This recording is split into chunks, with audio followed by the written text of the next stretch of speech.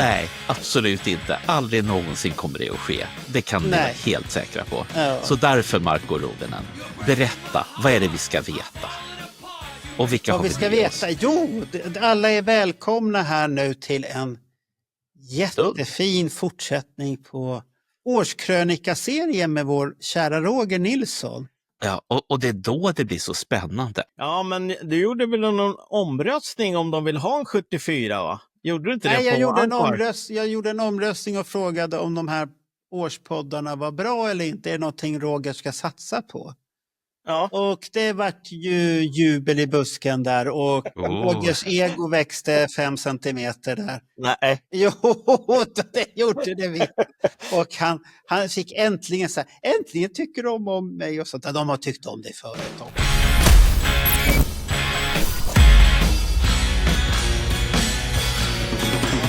Nu får han äntligen fortsätta 74 här och det är ju ett spännande år vi ska in på. Det händer ju saker samtidigt som att ingen vet vilka de är och så händer det en massa saker så att alla vet vilka de är. Men ska du ta över nu, Roger, 1 januari 74? Vad händer då? Ingenting. Jag ska backa till nyårsnatten 73. Det var där vi avslutade förra gången. Alltså det hände ingenting 1 januari 74?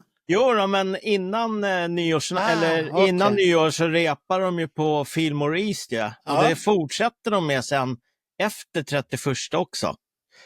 Så de repar ju fram till den 7 januari och sen så kör de en typ konsert den 8 på Fillmore East. Och som jag förstår så har väl Fillmore East klappat igen egentligen. Det stället. Då eller nu? Nej, då. Det vet inte jag. Det måste man ha fråga. Vad heter han, Ronny? Han vet ju alla dessa gamla ställen. Jag har ingen aning om alla dessa gamla ställen. Hur var det han letar ju upp bilder på det ena skumma stället efter det andra. Vi får helt enkelt skriva ner det här på en liten särskild lapp. Ja. Så att det får ha det öppet om det fanns eller inte. För de spelade en konsert där för publik så att säga. Och det var den 8 januari. Samtidigt då den 2 januari så skriver ju både Variety och Sound skriver ju då recensioner på Academy of Music. Den konserten kom ju ut där. Det var inte jättemycket kiss i de där artiklarna om man säger så. Nej, vad konstigt. Ja, men ändå det är ganska konstigt med tanke på att setlisten Kiss körde nyårsnatten. De fick ju stryka ett extra nummer, Baby Let Me Go. För du nämner 2 tidningar som är på liksom varsin sida av härligheten. Variety som är då... Inte det är en rätt så stor tidning? Jo, det är alltså, det är alltså en...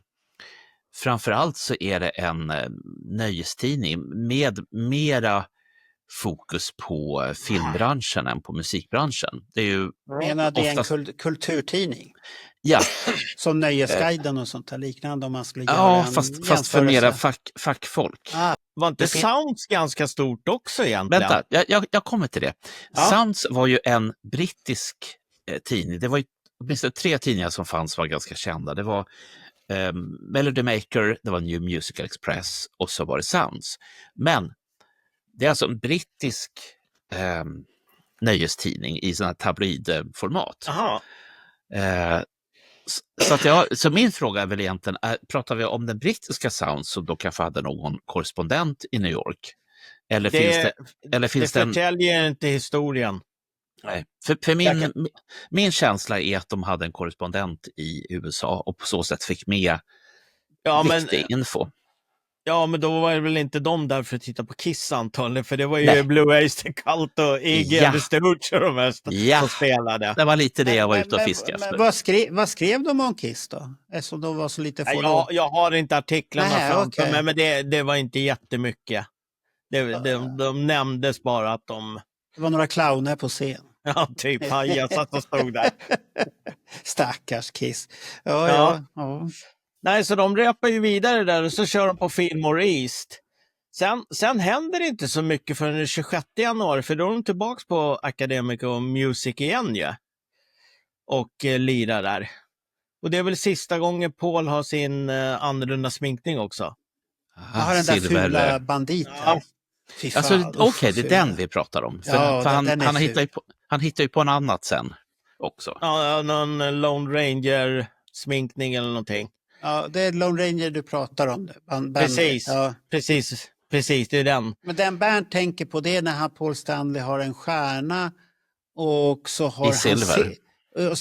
Jag kommer till det. Bra. Då ligger vi steget före här bara för att vi är lite hetsiga sådär bara. Det är lugnt. Okay. Nej, så de spelar ju där och den finns ju på Super 8-film, den där Academy of Music.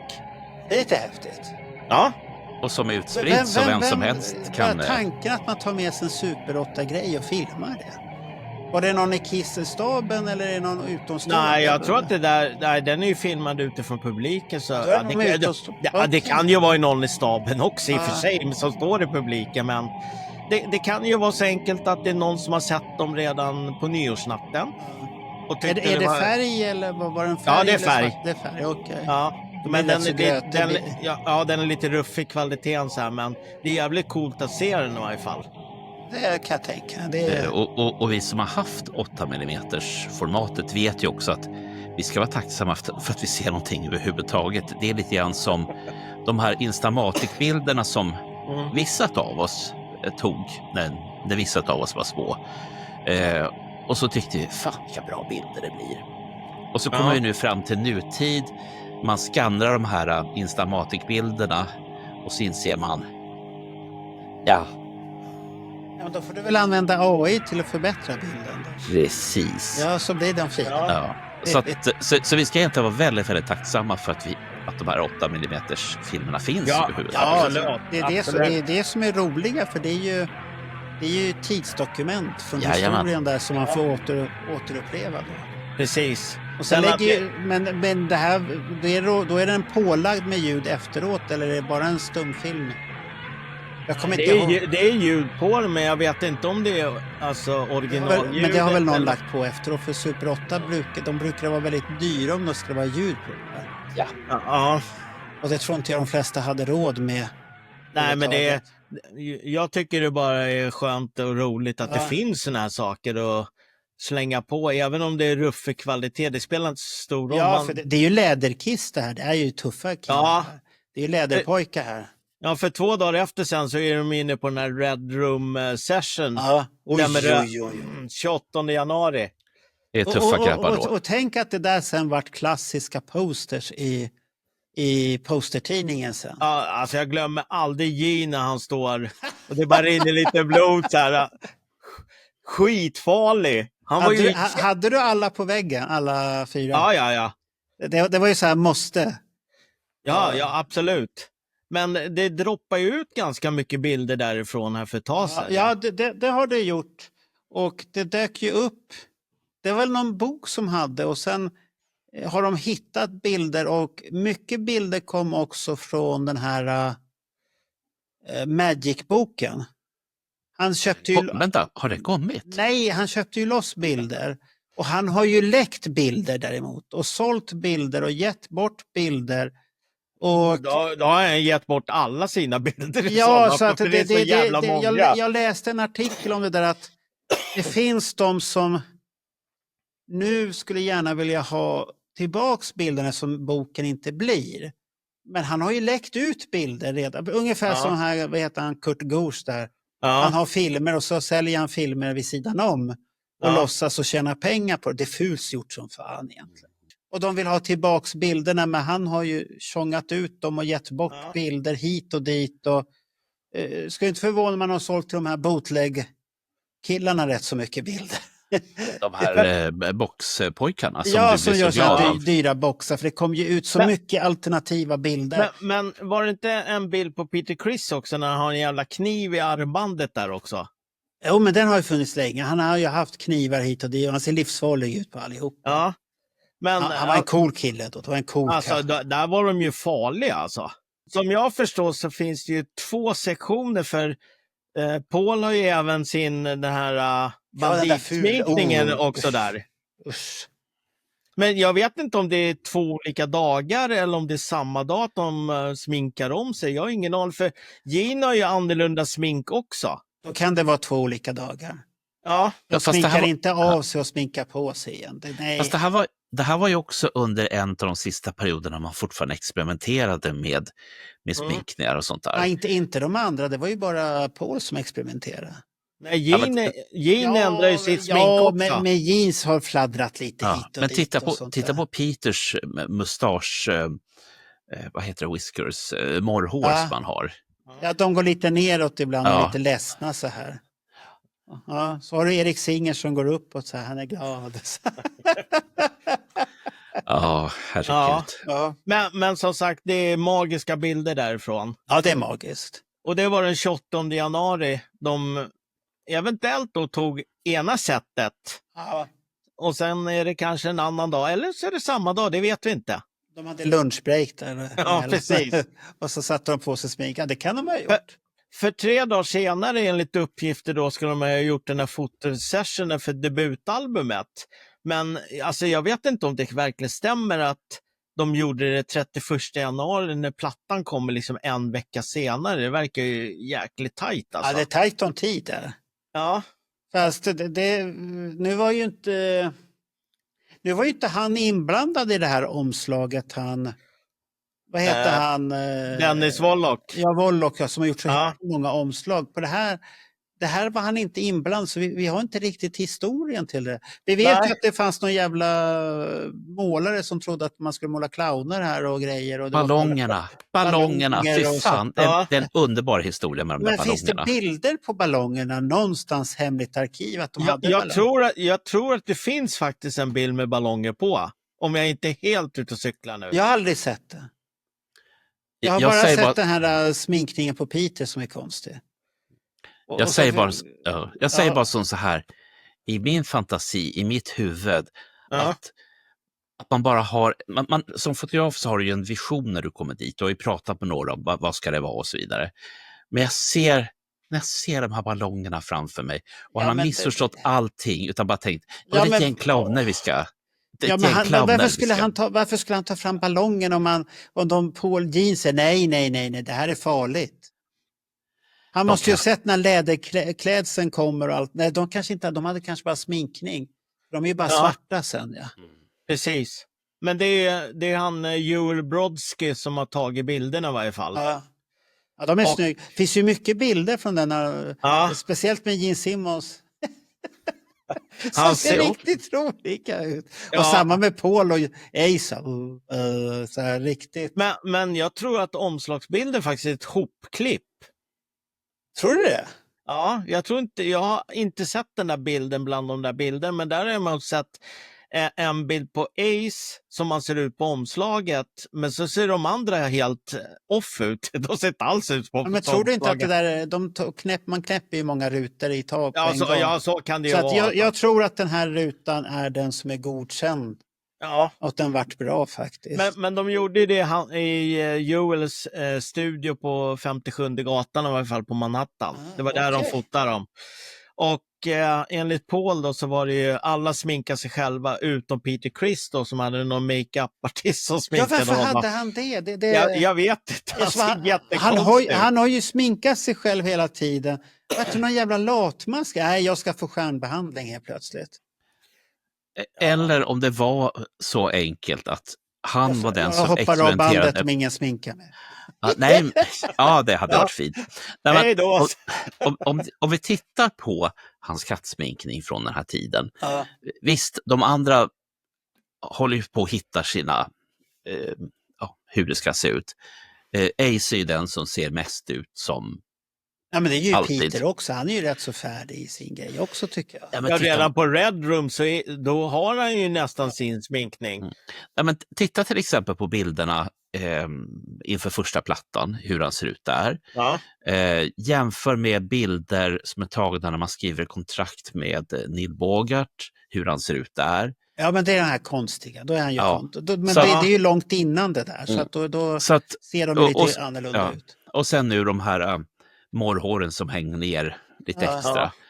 Han kanske bara kände att jag vet inte vem jag är. Jag har ingen aning. Snälla hjälp mig. Jaha, du är så djup. Jaha. Jo, men alltså om du tar den när han skriver kontraktet, det var väl 1 november 73, då har han ju också någon jättekonstig sminkning. Men sen på Red Room-bilderna... Men varför är han så rund på den bilden? Han ser ju rund ut. Kanske konkav lins på kameran eller någonting, jag vet inte. Nej, så jävla konkav lins. Han ser det ser inte ut som Peter riktigt. Han ser så konstig ut tycker jag. Ja.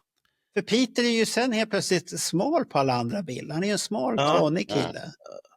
Ja, Så att jag vet inte. Nej, det är men det kan vara som du säger, Bernt, att han har inte hittat sig själv helt enkelt. Nej. Och sen nej, så... jag tror på teori. Nej, jag vill inte sminka mig. Sminkar inte mig någon så slutar.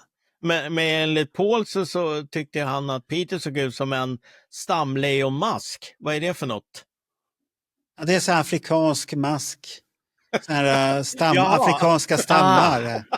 Lite de här grejerna som Helene Benno visade när de var... Om du tittar på Tintin. Är det de här långa maskerna? Ja, så här masker. Om du tittar på Tintin. Tintin i Afrika, då har du så här. Ja. Jag har haft sådana SAS-broschyrer från 40, 50 och 60-talet. Ja. Och då är det Afrika, det är exotens land. Upptäck varma, gosiga, urbefolkningen.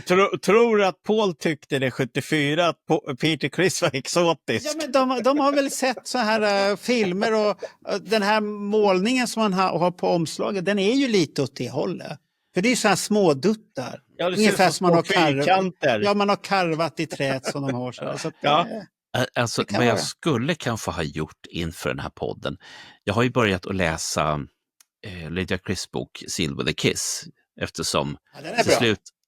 jag är någonstans på 69 när de håller på och festar loss som bäst på alla ställen runt om i hela östra USA. Men det kanske finns en förklaring när vi kommer fram till 74 i Sealed with a Kiss hur allting hänger ihop. Eller är det någon av er som... Nej, jag kommer inte ihåg, men det är som man säger, det är att man hyrde in en sminkare och den enda som utnyttjade det var Peter. Och jag förstår inte riktigt varför. Det var väl mer att man skulle hålla koll på sminket men inte sminka helt och hållet. Och sen har du ju nästa fråga. När han då kommer till dit.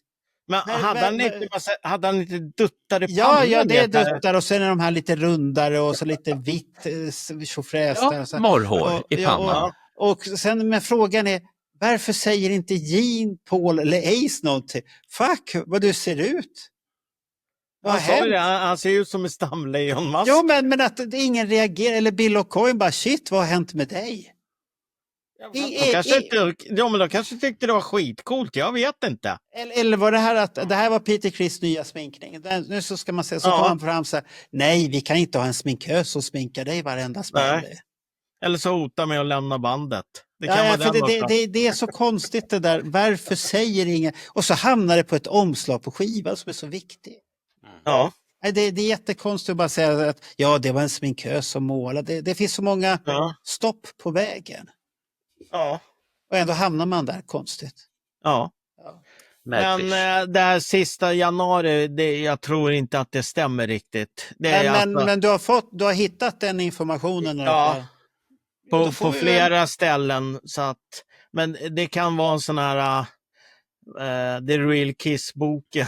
Ja, det är någon som, det är den här, vad heter hon, Sergeant Steele, eller vad hette hon den där? Ja. Eller vad hette den där Sergeant som skrev ELI? Pam, hette hon inte det? Ja. Nej, hon som hittade på att Ace hade gjort audition 3 januari och de här jävla grejerna. Breven som är alive, hon skrev ju dem. Men hennes namn har vi ju droppat förut. Ja, vad kallade hon sig för? Jag vet bara att det var tant The Press Room. Ja, men hon kallade ju sig för Sergeant, något sånt där. Ja, men Sergeant Steele, det hade ju att göra med att det var en kissarmé. Och det dög inte att ha ett tjejnamn, resonerade hon på den tiden. Ja, då tog hon brorsans. Ja. Bob Steele till och med. Men var hon anställd på den här tiden? Det är jag osäker på. Jag vet bara att hon skrev pressreleaser för Casablanca. Och jag vet att sen skapade hon ett bolag som heter The Press Room. som var hennes. Men jag borde ju veta vad tanten heter. Ja, men det har vi pratat om i en podd. Heter hon inte Pamela eller Pamela? Ja, vi har ju med hennes röst i podden också. Ja, men det är något av vår jag tror att det kan ligga till så här, för att original så var det ju att första plattan släpptes 18 februari, men sen har det kommit fram att det inte stämmer. Och då är det liksom 2,5 vecka i varje fall istället för 1 vecka. Ja. Men det är det här som blir så svårt eftersom... Men vi går på det datumet som Ace till och med har bekräftat sen. När Alex sa till honom, det finns papper på det. Ja, och då gick han ju ut väldigt och skröt om att han hade ny fakta.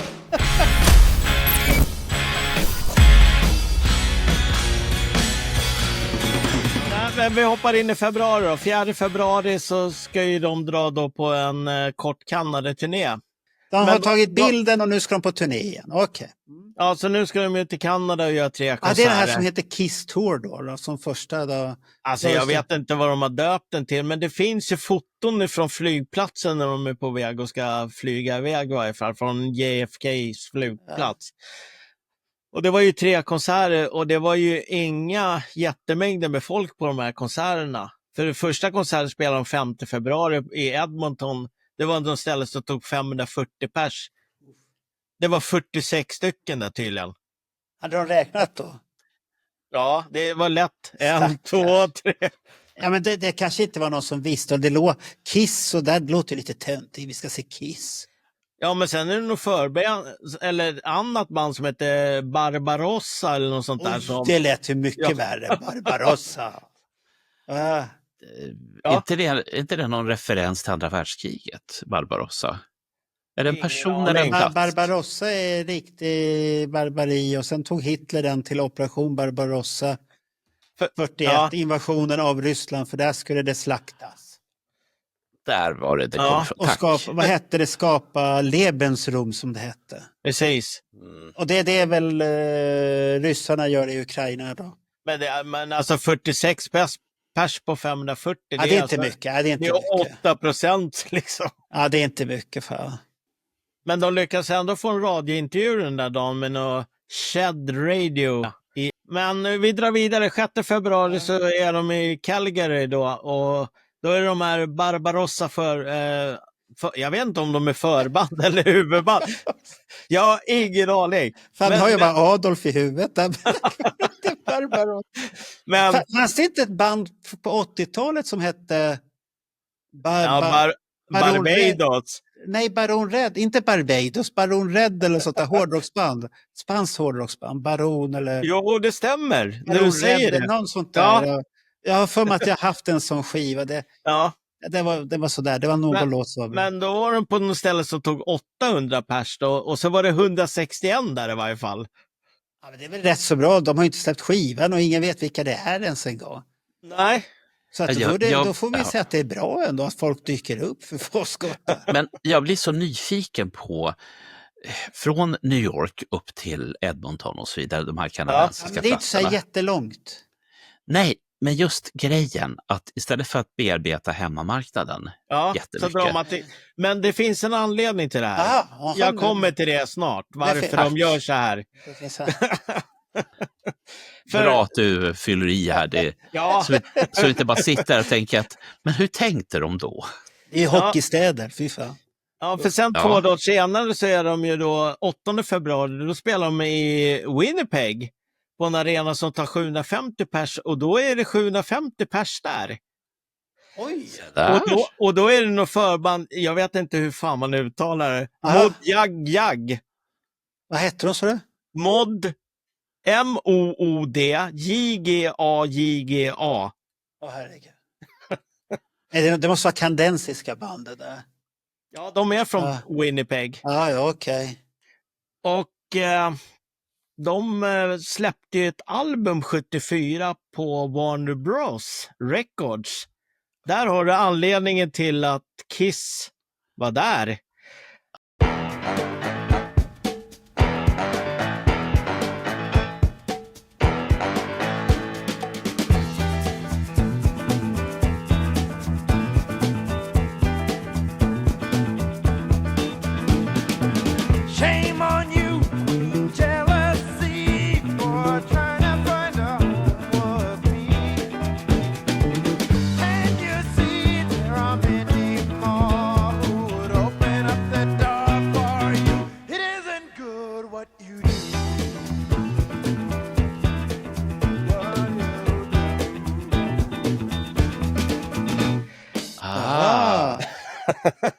Man promotade bandet. Ja.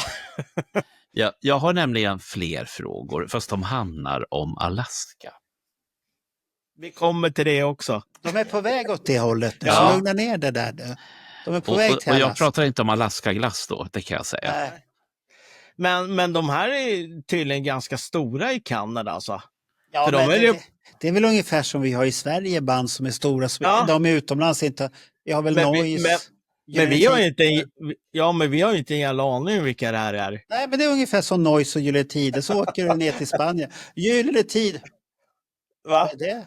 Vad är det? Det är ingen som... Det är så här lokala... Men det roliga är att de var verksamma mellan 72 och 76, sen la de ner bandet. Och sen så återförenas de från 90 till 97 igen. Att de fick för sig att det var någon jävla nyhetsbyrå så put the band together, så här MTV-show. Så här. Men Ja. Marco, du som pratar om Roxette här nu och att... Nej, Roxette sa jag inte. Gyllene Tider nej, förlåt, sa jag. det är jag som ligger... Ja.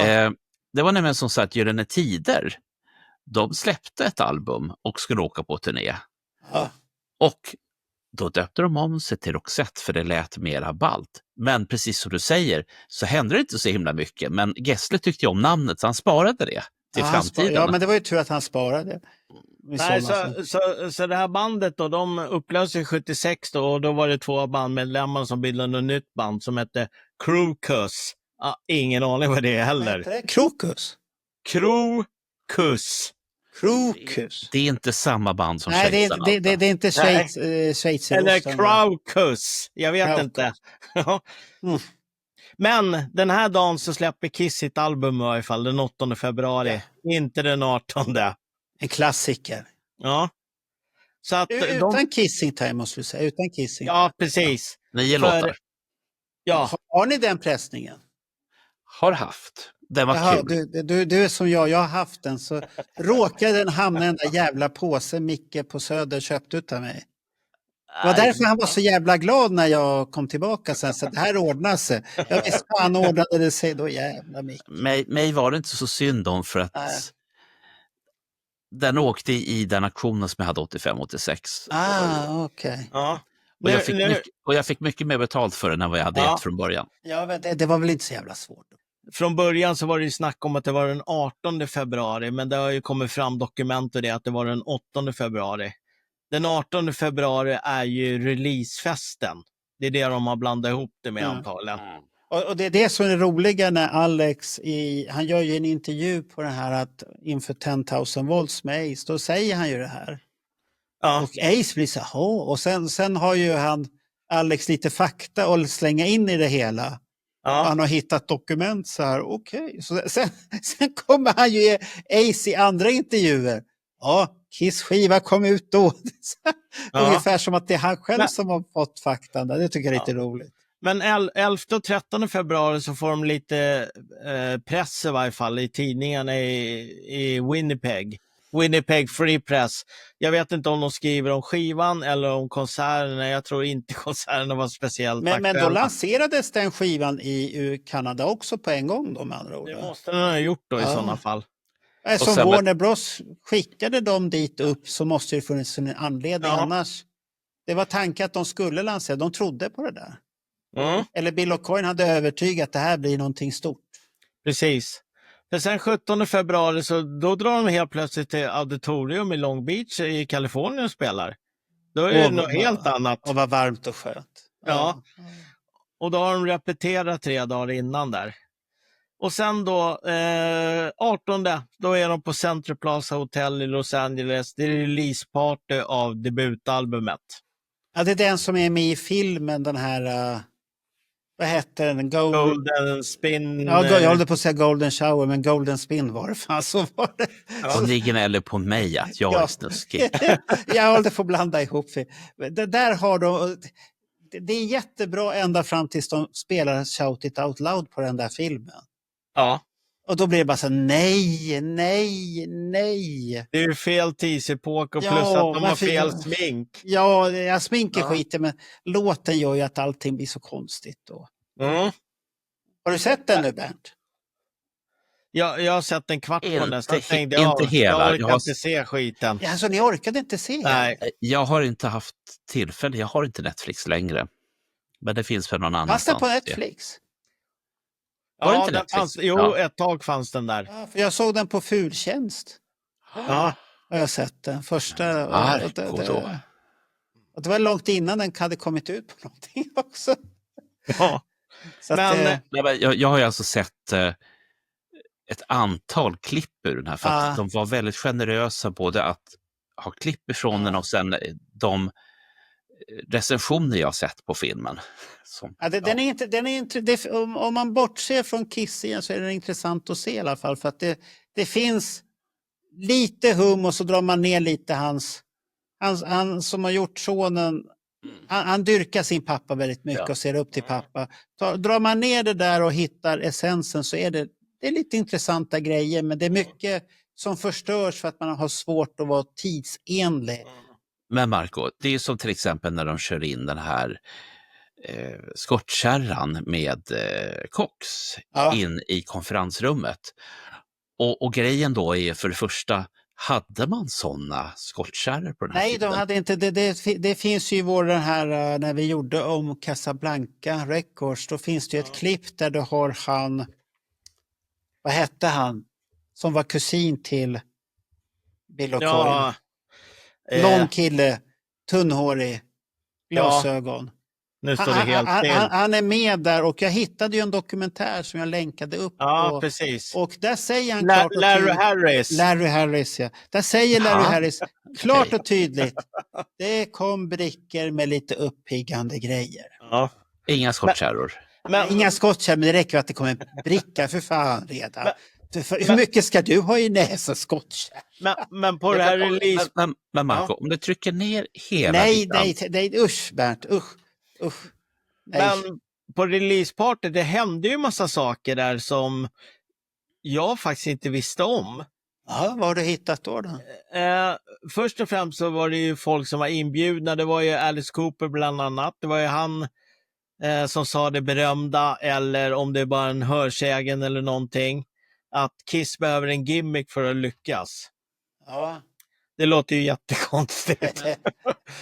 men Alice Cooper har ju haft två grejer. Det här är den ena och den andra är, om man har en Alice Cooper så blir det jättebra. Tänk om man har 4 Alice Cooper, då måste det bli succé. Ja, okej. Och sen var ju Dick Clark var ju där också. Och sen var det ju chefer och personal från Warner Bros. Ja, Dick Clark var redan där. Okej, ja. Men han har ju känt Kiss väl. Kiss har ju varit väldigt god vän med Dick Clark och de har ju besökt honom till och med på slutet utav hans karriär så besökte honom. Så att han var väldigt, och han värnade mycket om artister och sånt där. Och säkert för att det gynnade hans egna plånbok, men samtidigt har han varit väldigt omtänksam vad jag har förstått. Precis. Men de kör ju en konsert där då som vanligt, då är det jättehög volym och det är bombastisk scenshow. Ja, deras scenshow helt enkelt. Varpå enligt uppgifter då så var det för vilt för Warner Bros. Ja, men såklart, tänk dig själv, de står där med läder och smink. Ja. Det är ju som att sätta dödsmetall helt plötsligt. Ja. Så de hade tydligen hotat Casablanca och säga upp avtalet om inte Kiss slutade med smink. Det finns... Inte att de skulle sluta spela utan att de skulle ta sig sminket och sen fortsätta spela. Det var farligt. och strax efter det så bröt ju Warner med Casablanca. Det var väl inte anledningen, var det inte också att de ville sluta och spara han med pengar eller något sånt där? Ja, så kan det ju också vara. Ja. Jag tror att det finns mycket mer där. Jag tror att det är den riktiga förklaringen. Sen om man hittar på en... Det låter ju som vad heter han? Neil Bogart har kommit med en sån här bluffförklaring på det hela. Det låter lite så. Och sen hade tydligen publiken blivit så här överväldigade av bandets intensitet. Så det har kommit rapporter på att de hörde folk som bara och folk som lämnar lokalen då för de kunde inte vara kvar där inne. Ja, men tänk dig själv att det var ju väldigt väldigt konstigt alltihopa och se sånt. Det var ingenting man riktigt... Fast det fanns ju en rörelse så att... Var det så jävla chockerande egentligen? Du hade ju i England hela den här rörelsen som växte redan. Och du hade New York Dolls som var extrema. Du hade Slade och du hade... Var det så jävla farligt egentligen? Det var ju det här gamla vanliga att det är en överreaktion. Men det här beror ju på hur man gör saker och ting. Vi har ju pratat om Slade förut i podden. Och en av deras grejer var ju att de var ju i grund och botten ett glamgäng. Ja. Och sen så var det någon som sa, grabbar, vi vet var pengarna finns. Ni ska bli skinheads. Ja, det var det. Det var det dummaste jävla snedsteg de gjorde. Ja, för då kom man upp sig och man blev mer populär. Så de tog bort allt hår. Ja, och det var tvärtom. Ja. Fy fan. Det säger ju sig själv för att det blir för extremt. Men det är det här som du säger där. Jag vet det, men alla generationer har vi, för att hela det här händer ju egentligen sedan 10 år senare med W.A.S.P. Ja, precis. Det där vi har precis haft. Ja. Anders Tengner och Jörgen Holmstedt, där Anders Tengner sitter och pratar om det där och han kommer prata om sig på sin turné vidare om det där också, att så det kommer ju sådana här cykler och sen lägger du på 10 år till. Vem var det då? Då var det, vad hette han, Marley Manson i farten. Ja. Så att varenda generation har den här chocken.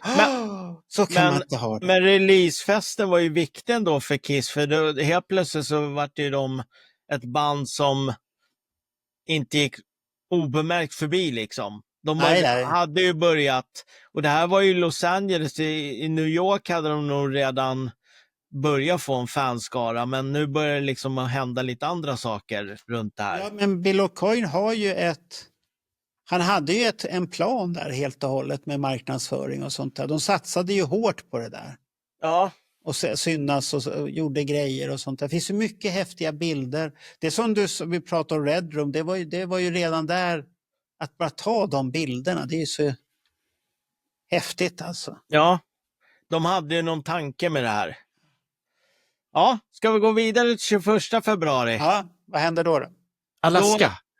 Ja, det kommer senare. Ja, lugn, de är ju fortfarande där. Det är då de gör sin första nationella tv-program på ABC in Concert. Men det är där han har silver runt stjärnan. Precis. Där, just det som... Ska vi titta på en snutt på den? Får jag bara lägga till en liten sak innan vi gör det? Det har dykt upp någon hemlig person som kallar sig för Frankenstein. Och den här personen har ju frankifierat ett antal album och ett antal konserter. Och det som vi får höra nu är ju en frankifierad sak, högupplöst och både när det gäller bild och ljud. För här är det stereo, vilket det aldrig var på den här tiden. Men den här personen har lagt ner så jävla mycket tid på att få det här viktiga tidsdokumentet att vara det var hans version vi tittade på, Animalize-grejen. Det var också hans version. Ja. Han gör ju mycket, så han har gjort mycket sådana här tidsdokumentärer också, perioder han pratar om. De är väldigt trevliga där han sammanfattar intervjuer och år, precis som Roger gör, men han gör mycket mer. Han syns inte själv på något sätt, men han samlar ihop information och så är det... Jag tror inte det är han själv, han pratar ingenting i filmen. Det är alltid andra som pratar hela tiden, men det är bra gjort. De finns, tror jag, på... Nu ska jag se, på YouTube brukar de åka bort, men de finns på Vemo. Men Vimo eller Vemo, där hittar man hela hans... Vimeo tror jag ska ta. Ja, Vimeo heter han. Så, där hittar man, och då heter han, det var så att han hette Necromancer, eller vad heter han? Ja, någonting. Vad kallar han för? Nekrofil? Nej, det kan inte. Nej, det är något annat. Nej, men där kallar han sig för Necromancer. Men är Frankenstein-killen samma som Necromancer? Ja, jag har för mig att det är samma kille. De jobbar på samma sätt. Ja, det är i alla fall otroligt ambitiösa projekt. Ja, och de är ju bra också alltihopa. Det är det som är det roliga där. Men ska vi titta på den första så vi får lite känsla här då? Ja. Då ska vi se om vi får igång här någonting. Här.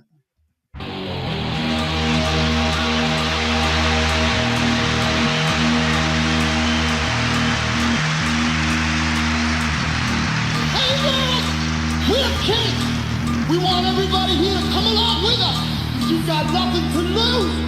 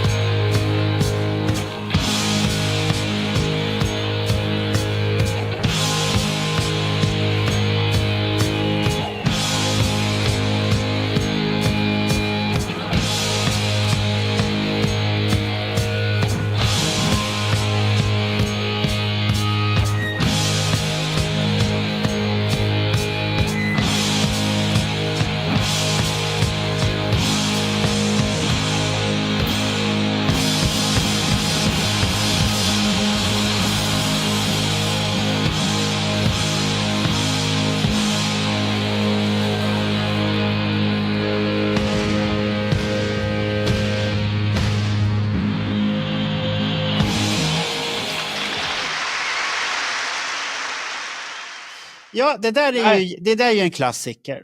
Eller hur? Ja. Det är ju exotiskt. Men när dök den här upp första gången i kretsar när man fick se den?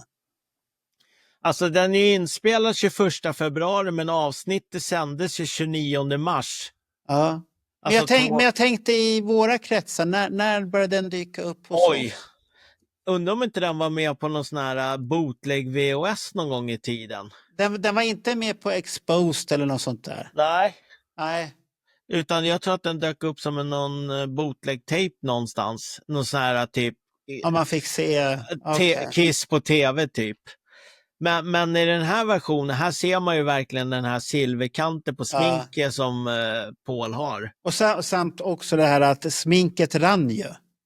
Ja. Och det undrar jag, för att de har ju inte haft det, men på den här tiden verkar de ha antingen sämre smink eller så pudrar de inte sig lika mycket som de gör sen. För nu för tiden pudrar de sig fruktansvärt mycket. Och sen hade vi ju Peter Criss med en annan sminkning, Bernt. Jajamensan. Ja. Och han var glad idag för morgonen gick uppåt så här. Han var glad idag. Så att Exaktamente.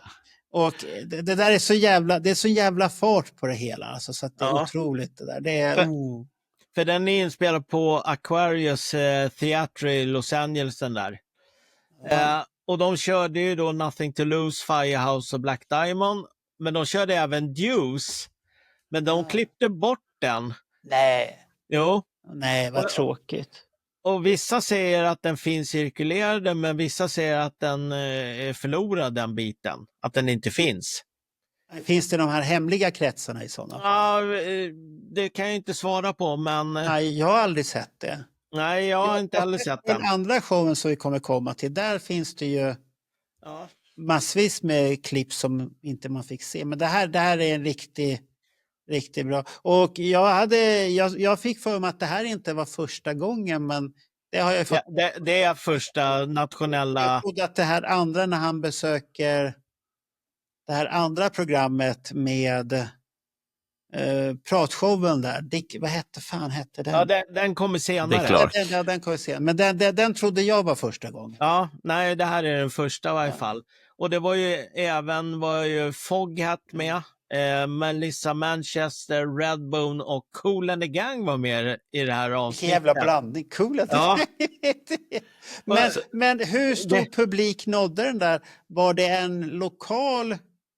Nej, alltså det var ju ett musikaliskt varietéprogram. Jag tror att det var ganska stort. Alltså. Men gick den på hela ABCs nätverk då? Ja, nationell tv, så den gick ju över hela USA. Alltså. Okej, då gick det på då är det stort egentligen. Ja. Det är häftigt. För vissa av de här showerna har ju varit med på lokal förmåga. Ja. För Redbone uppträdde ju innan Kiss. Och de hade tydligen en rund scen, så när Redbone spelade så riggade de upp Kiss på baksidan, så när det var dags för Kiss så snurrade de runt på scenen. De hade en sån klassisk. Det är genialiskt, måste jag säga. Det är häftigt. Ja, det är ju häftigt.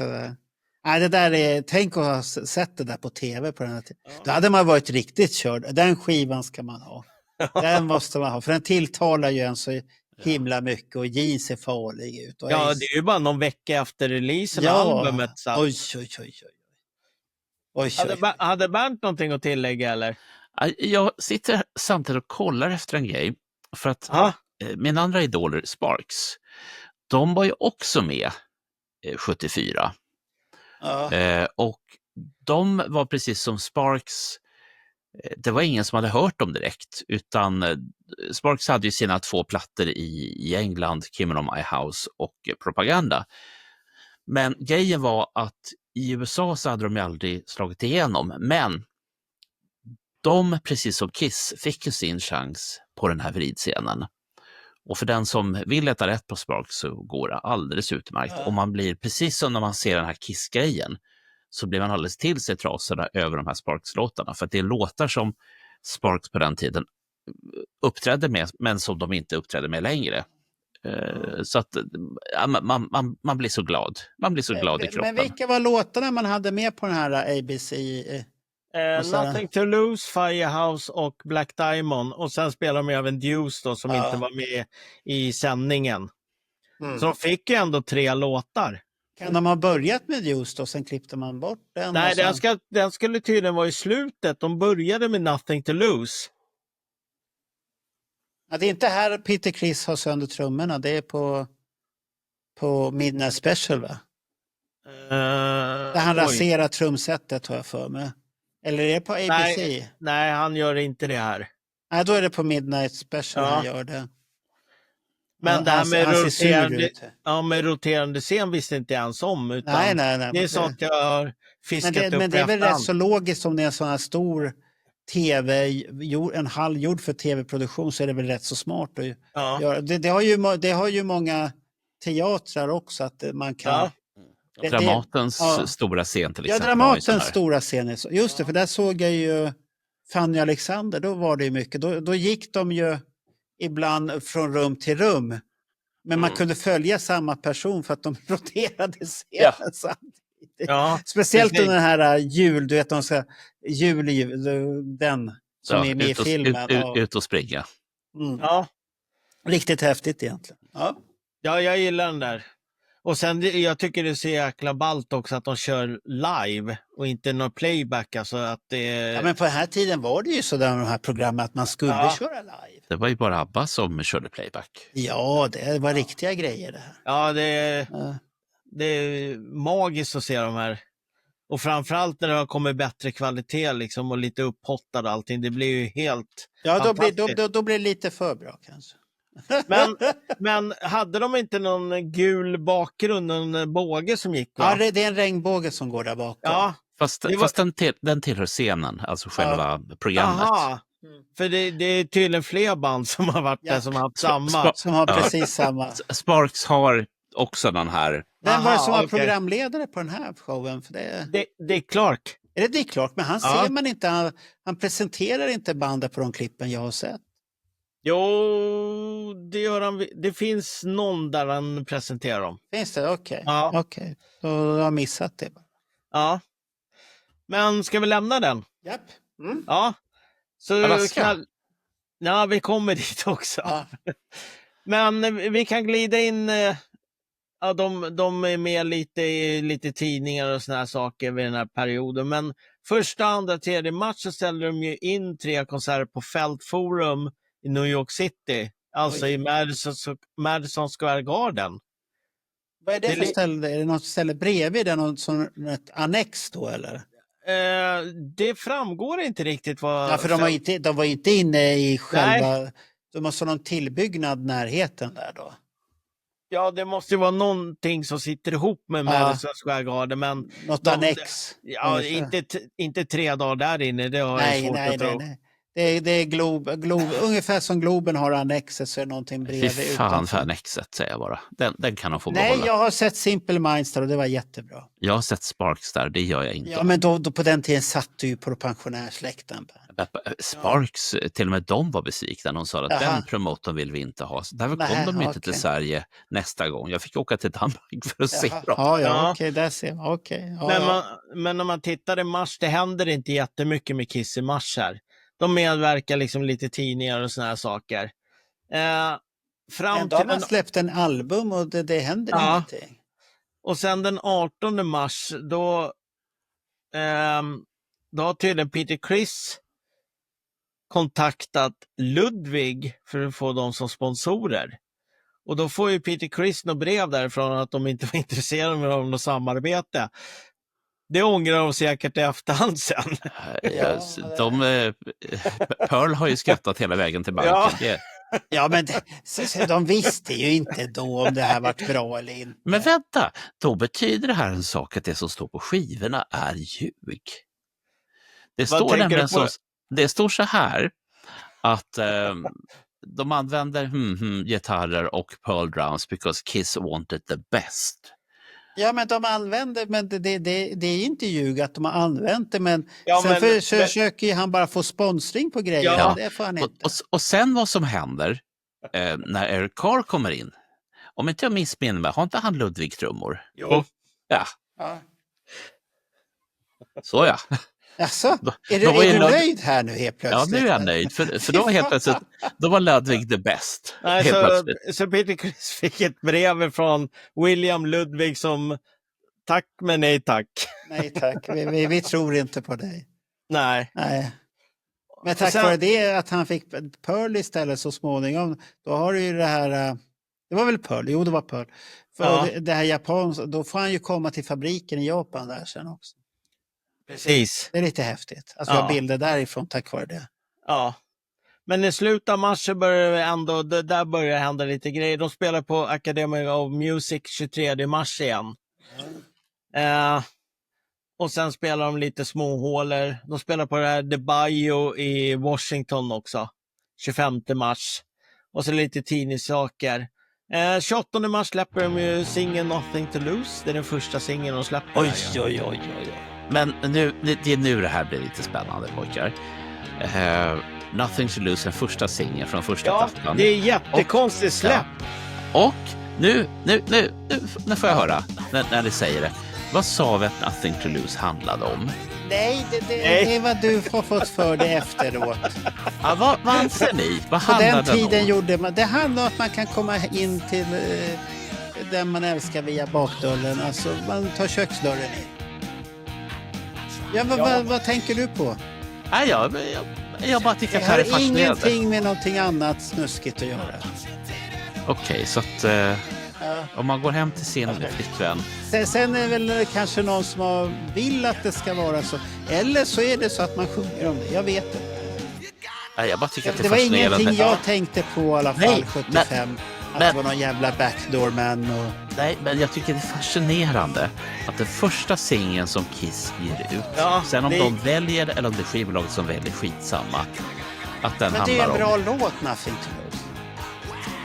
Fast men- är det detta på första skivan? De hade ju kunnat släppa Strutter istället. Ja, det var lite Ja. det jag var ju inne på. Ja, det hade ju funkat kanske bättre. Ja, Men de kanske hade en plan, vi börjar lite mjukt. ja det är jävligt mjukt. Börja lite mjukt. Marco Rove därför. Få inte så här snuskiga. Jag har inte sagt någonting. Jag sa bara vi börjar lite mjukt och så börjar vi med Nothing to Lose. Ja, för det är en bra låt, men som singel, ja man kan diskutera det. Tigerbalsam. Ja. Men det är ingen som kommer ihåg vad det var på baksidan där. Love Theme from Kiss. Ja, Det då var ju så. en Men fin varför check. släppte man den på en baksida? Okej att man ska alltid ha tradition och släppa men den är ju så jävla skåplig. Ja.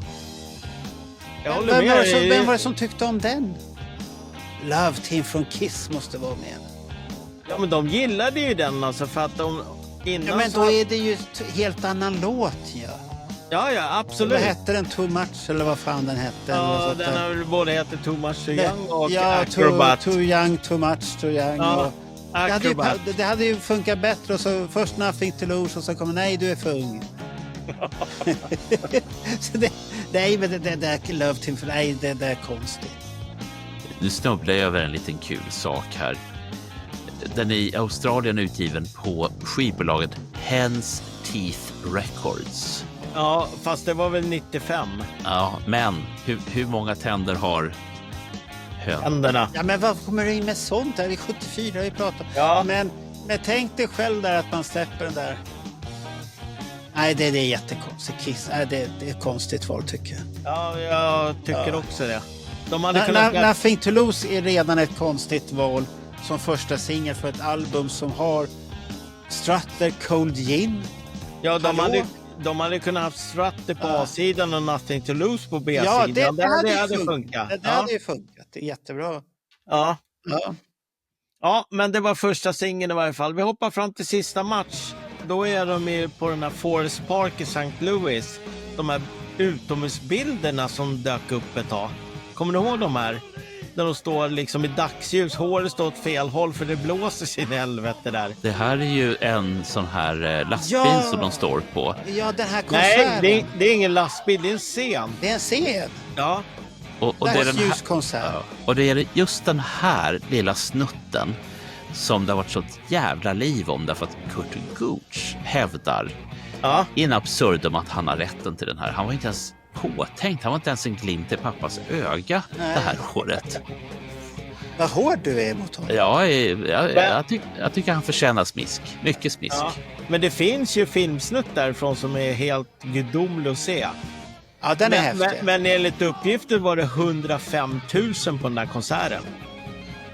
Ja, men det var ju nog en större evenemang. Jag har ju sett. Det finns stillbilder från det också. Ja, precis. Och då ser man att det är väldigt mycket folk. Ja. Att de här live-filmen som kommer där, den är ju grym. Den Ja. är grym. Men fanns den med ljud från början eller ljudet pålagt? Nej, jag tror det är pålagt. Ja, det är som Sen- vanligt. Okej. För jag hittade nämligen på YouTube igår faktiskt. Någon kille som står på den platsen och visar var scenen var någonstans. Och ungar som satt på en jävla galler. Där är det gallret. Typ som de har gjort med New York-grejerna fast det här Jaha. var... Ja! Vad roligt. Vilken stad var det sa du igen? Det var St. Louis. St. Louis, okej. Ja. Jaha. Men vad hade de för slott på den festivalen då? Har du någon lista vilka övriga banden var på den? Jag vet bara om ett band. Vad hette de? 13 Floor hette de det. Jag ska kolla. Jag frågar ju dig, jag har ingen aning. Det där är det vårdningsplanet som aldrig finns i amerikanska hotell. 13 Floor heter den till och med. Okej. Ja, där ser man. Men det måste ju ha varit fler band.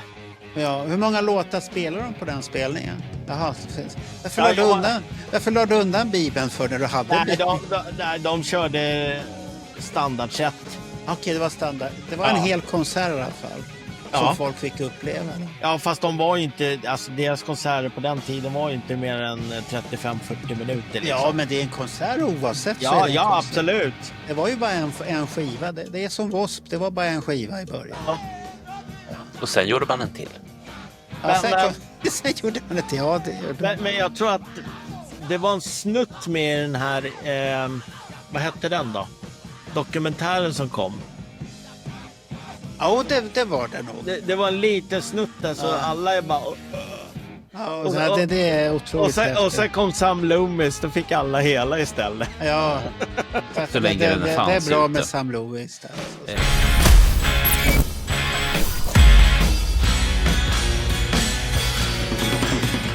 Men alltså skivan ligger runt 200 plats på bild. Ja, den klättrar inte någon bra. Nej, den säljer typ ingenting liksom.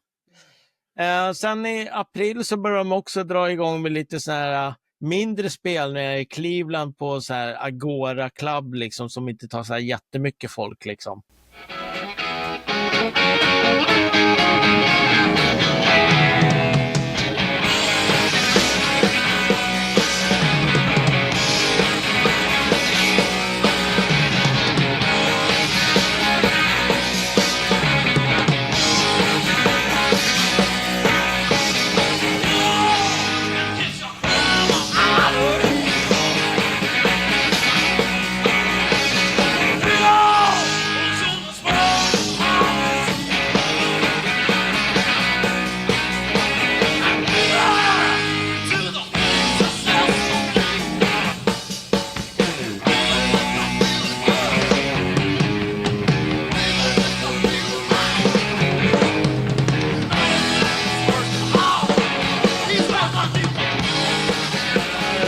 April spelar de på Michigan Palace i Detroit. Och där spelar de även 12 och 13. Det är ju jag tror att den 12 var ju den som vi såg på Alex föreläsning. Du menar de här tidiga, just när vi tittar på tidiga. Som många trodde var från Long Beach från början. Men sen hade de ju konstaterat att det var inte därifrån. Det var den här första föreläsningen, första året. Precis. Just det var den Ja just det, då har vi hört det mesta av det här redan, Roger. Så då kan vi ju gå nu. Nej. Är vi klara då?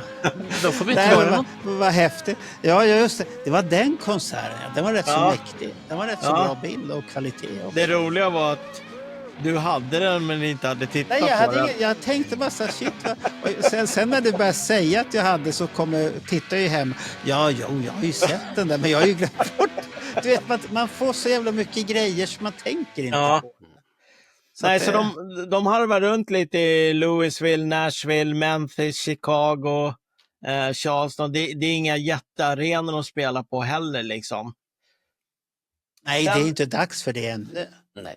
Nej, och sen har du ju då 24 april, det är då de gör den här fotosession i Central Park som det var någon kille. När de går omkring, ja, just det. Just det. Och skrämmer det här picknickparet och gamla pensionärer och allt möjligt. Och det är Warren Abbott som har tagit de bilderna. Men tänkte ni på det, hur länge de gick? Han pratade ju på videon där att det är nästan det var drygt 2 timmars promenad någonting där. Ja. Alltihopa. Samtidigt så kanske det inte är så ologiskt. För jag tänker, det är ett stort område. Det är ett stort område. Men tänk så här, du har en fotograf med dig. Ja. Vi bestämmer oss för att gå ett visst område. Och om det händer saker så händer det saker. Jag tror att det är lite det som måste ha varit tänkt. Det blir ju att om de ska störa picknickparet och stå och posa lite där och sen pensionärerna som sitter där och allt det här. och det är något zoo. Den är väldigt rolig det där klippet, så det rekommenderar vi väldigt mycket. Det är välgjort också. Ja. Han har gjort fler också. Han börjar med det här vattenfallet och tunneln som de började att gå igenom i allt det här, så man får lite grepp över det hela. Och de där vattenfallsbilderna tycker jag är fascinerande för att det är sånt här som man bara tänker, vad är det här för bilder? Och sen då när man ser helheten, då kan man både placera den i tiden och jag har fan med varit för det här jävla vattenfallet och inte ens kopplat. Nej, för du var inte kisstokig. Ja, vi hoppar till 29 då. April. Okay. Då är det The Mike Douglas Show. Ja, det är en klassiker. Oj, vilken klassiker. Den är så... Jag har till och med t-shirt som jag har gjort för den. Som det står Michael Douglas Show på. You can't hide the hook. Nej, stackars Gene Simmons som blir anklagad för the hook. Hon heter väl Totti Fields, hon som... Ja, för hon ska ju vara en stor komiker. Ja, och... När hon var yngre så var hon jättekaxig. Det finns mycket på henne på Strömmande. Jaha, så hon har hållit på länge med andra ord? Ja, här är hon ju gammal. Här är ju typ gammal tant. Jag trodde hon var en gammal tant. Nej. Hon är ingen gammal tant. Hur gammal är hon där då? Hon är född 7 maj 1930 och gick bort den 2 augusti 78. Hon är 48 år. Hon ser inte ut som 48 på den. Nej. 78 var hon 48. 74 var hon alltså 44 år. Ja, jag vet, hon ser ut som en 65 plus. Påminner lite om min moster. Moster som jag har. Hon har precis samma frisyr så att det är, och samma stil också. Sånt här, så att vad dog hon av, stackarn då? Komplikationer, diabetes. Okej. Ja, fy fan. Usch. Men den är ju klassisk, så hela den här grejen, så att vi får väl titta lite snutt på den här. I got a new rock group for you, Toady. This is their latest album, which I'm going to show the camera right here. But before we see them perform, I want you to meet one of the members of this act close up. Here from Kiss is Gene Simmons.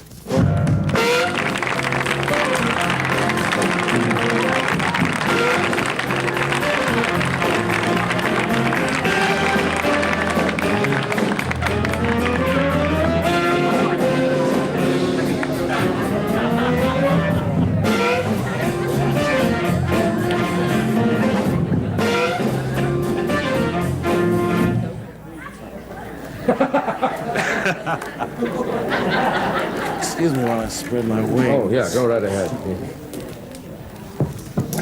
Hey, can we do a close shot of the shoes, please? Look at these shoes. I mean, let's turn them this way so we can see them. That is something. Incidentally, he's up for adoption.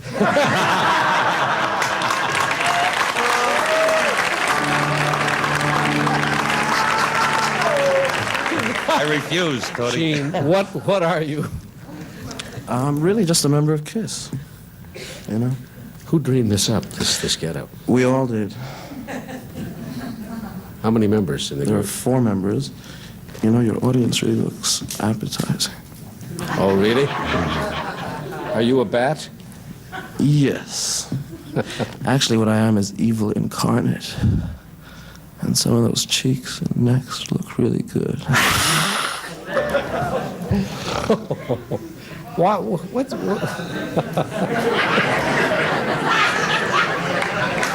Why the costume? Why the costume?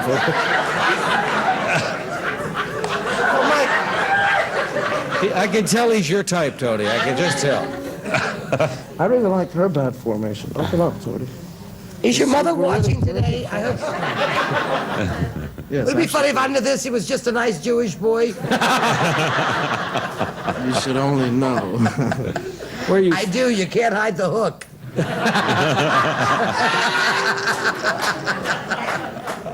Nu när vi har sett en liten snutt där så är det ju en klassiker på många.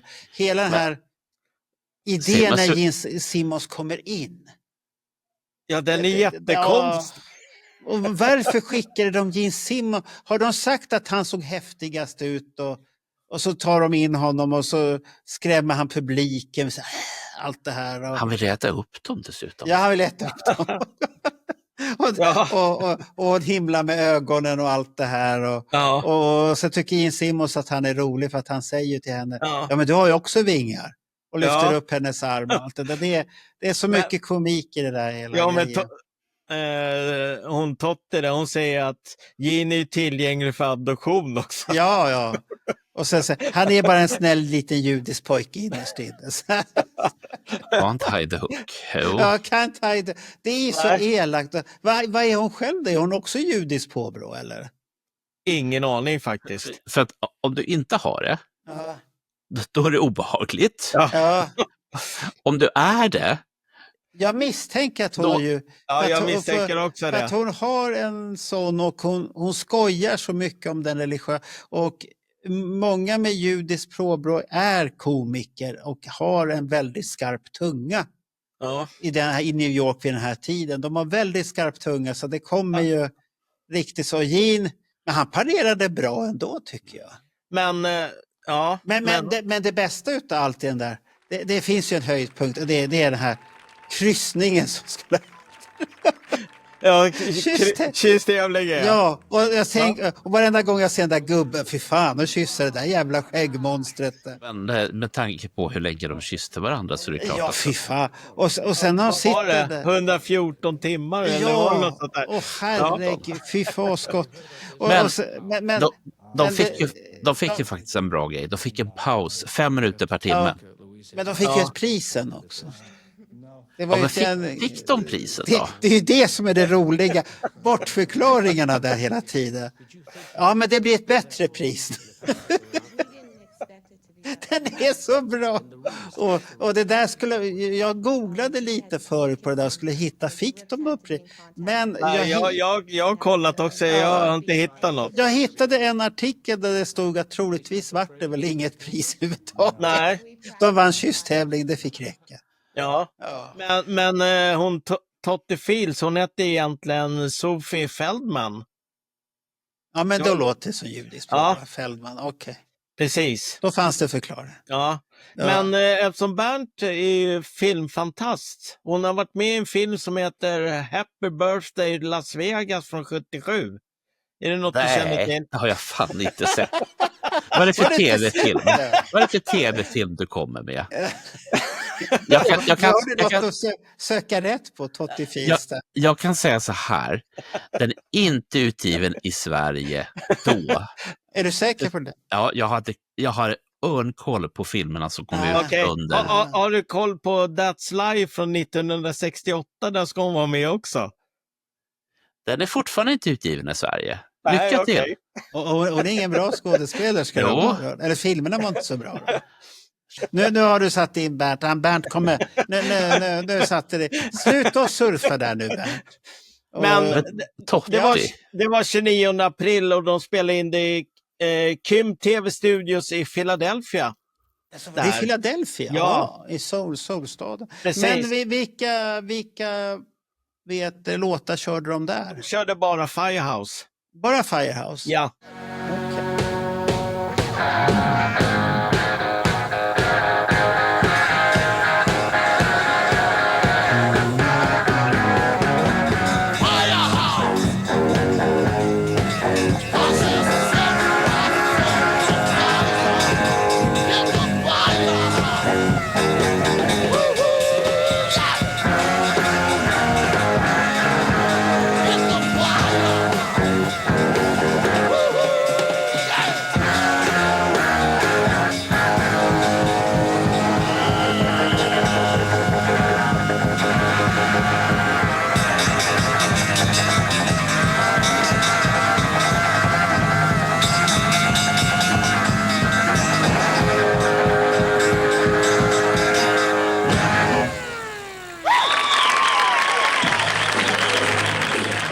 Har det inte släppts några andra låtar? Var det bara Firehouse? Det var bara Firehouse. Ja. För jag vet att det låter när de håller på och mixtra med instrumenten där i något läge. De hoppar till allihopa och säger oj, de förbereder sig. Men det här avsnittet sändes 21 maj 74. Okej, det är nästan en månad efter. Nästan. Ja, precis. Oj. Men gick den på lokal tv eller var det på... Nej, det är en tv-station som bara finns i Philadelphia som ägs av CBS. Ja. Men tänk att den sparades den där och aldrig bandades över. Ja. Och det är så jävla bra kvalitet på Ja, det är det som är... Ja, det är otroligt. Alltså att jag har varit inspirerad och jag har gjort faktiskt en t-shirt till den där jag använde bilden som jag hade på Kissing Time t-shirten. Och så gjorde jag gjorde om hela Michael Douglas logga så jag har den som en loggofil och kan trycka Michael Douglas produkter där. Jag tycker det var bland det, jag tror att det var det första. Var inte den med i Exposed eller något sånt här? Nej. Vad var den med i för något program då? Var den med på den andra då? Jag kommer inte ihåg faktiskt, men jag tror inte de har varit med i någon av dem där om jag ska vara riktigt ärlig. Jo. Eller var det bara mer i de här Kissology? Ja, där är de med. Där är de med. Ja. Okej, då var det den cirkulerade runt man fick se. Ja, precis. Okej. Då fan att... Men de var ju med här bara för att kunna lansera sig i Philadelphia också. Så att det är ju promotion hela tiden, de här grejerna. Och sen fick de ju tv-tid, det är ju viktigt. Ja, absolut. Men 30 april, dagen efter, då spelar de in Kissing Time i Bell Sound Studio i varje fall. Ja, den där väl låter, det var de ju tvungna till. Ja, herregud. Ja. Men alltså de spelade in den, men den skulle ju promota kysstävling som redan har varit. Ja, nej, kysstävlingen var väl senare. Nej, han var ju med i tv i Michael Douglas show och pratade om kysstävlingen. Ja, men jag tror att de la in Kissing Time efter kysstävlingen. Ja, men du sa att de spelade in Kissing Time där. Och på Michael Douglas show där i slutet av april så är kysstävlingen avgjord och de fick inget pris. Och de har kysst färdigt. Men då finns inte nyutgåvan på... Nej, det vet jag. Men de pratar ju om att det har ju alltid gått så snacka Kissing Time spelades in för att lansera kysstävling. Ja, fast jag tror inte det stämmer. Det går ju inte ihop med datumen. Nej. Men kysstävling har ju redan varit långt. Men datum är taget från studieloggen. Ja. Men här kommer vi till en intressant grej. Det var det här jag inte riktigt får ihop. Var det som så att kysstävlingen fanns? Ja, den är redan avklarad. Vänta, att det var så pass poppis så att Kiss-folket tänkte att men det här är ju, det hänger på. Det gör men någonting så av det. Så var det väl inte? Ja, det var inte det var. Nej. Nej, men enligt inspelningsloggen så är den inspelad 30 april, dagen efter. Men kysstävlingen har redan varit. Det är det här jag menar. Att kysstävlingen ägde rum även utan Kiss. Kiss hängde på den för att få någon slags promotion kring det. Ja. Och då hade ju inte Kissing Time med någonting med den att göra. Sen hyllar, man kan väl säga att de hyllar kysstävling med Kissing Time. Ja, så kan man ju också köra. Ja, det finns ingen annan, för det är inte så att den ska användas i marknadsföring. Nej. För de släpper ju Kissing Time singeln 10 maj. Ja. Och då är det ju kyssandet. Ja. Annars hade de haft superrekord. Nej, så Kissing Time singel släpps 10 maj och det är ju någon vecka efter de spelar in den. Så att, hade den behövts på plattan? Ja, vi har en Kiss-låt extra om vi säger. Men den kommer med tillförde någonting till plattan egentligen. För att det går ju att prata också. Ja, man var tvungen att göra någonting för den sålde inte så bra. Men vad tillförde den? Jag tror att eftersom det är som du säger, när Kiss-tävlingen, alltså kysstävlingen redan ägt rum. Ja. Och jag tror att Bernt är inne på rätt spår också, att drar på hypen eftersom det här vart ju media av den här grejen. Jo, men det är ju, den medien är ju gammal. De har ju kysst färdigt. Ja, vi vet inte hur mycket det var efter det här. Vi har ju ingen aning. Du menar att det varit flera kyssisar hit och dit? Nej, men de kanske var med i flera program och radiointervjuer. Ja, men vi har aldrig hört några andra kysstävlingar med Kiss i alla fall. Nej, men de som vann kanske har varit med. Ja. Men det hjälper ju inte Kiss riktigt.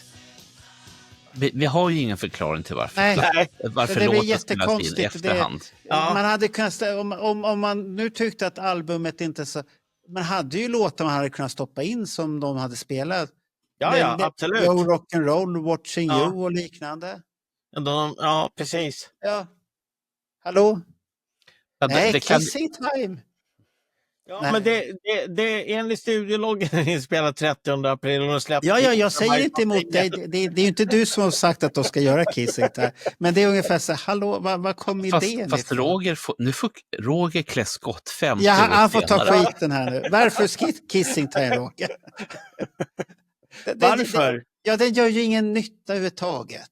Nej, men de gick väl ut själva och sa också att det var liksom en reklamgrej för det där. Så du kan vinna ett pris och få åka... Ja, fast då är ju den tävlingen förbi för fan. Ja, det hade varit ingen konsert för konserten ställdes in. Det snöade väl in någon jävla konsert som de som kysste skulle ha åkt och titta på. För mig. Ja, det vet jag inte. Och så fick de åka, nej, de får en bättre grej. De får åka till Acapulco. Men ska vi rulla vidare då? Ja, vi lämnar skiten. Ja, nu lämnar vi skiten. Ja. Vi lämnar det. Sen börjar de med att spela på de här roliga ställen. Thunder Chicken, vad är det för jävla namn på? Vad är det någonstans då? I Comstock i Michigan, Detroit. Okej.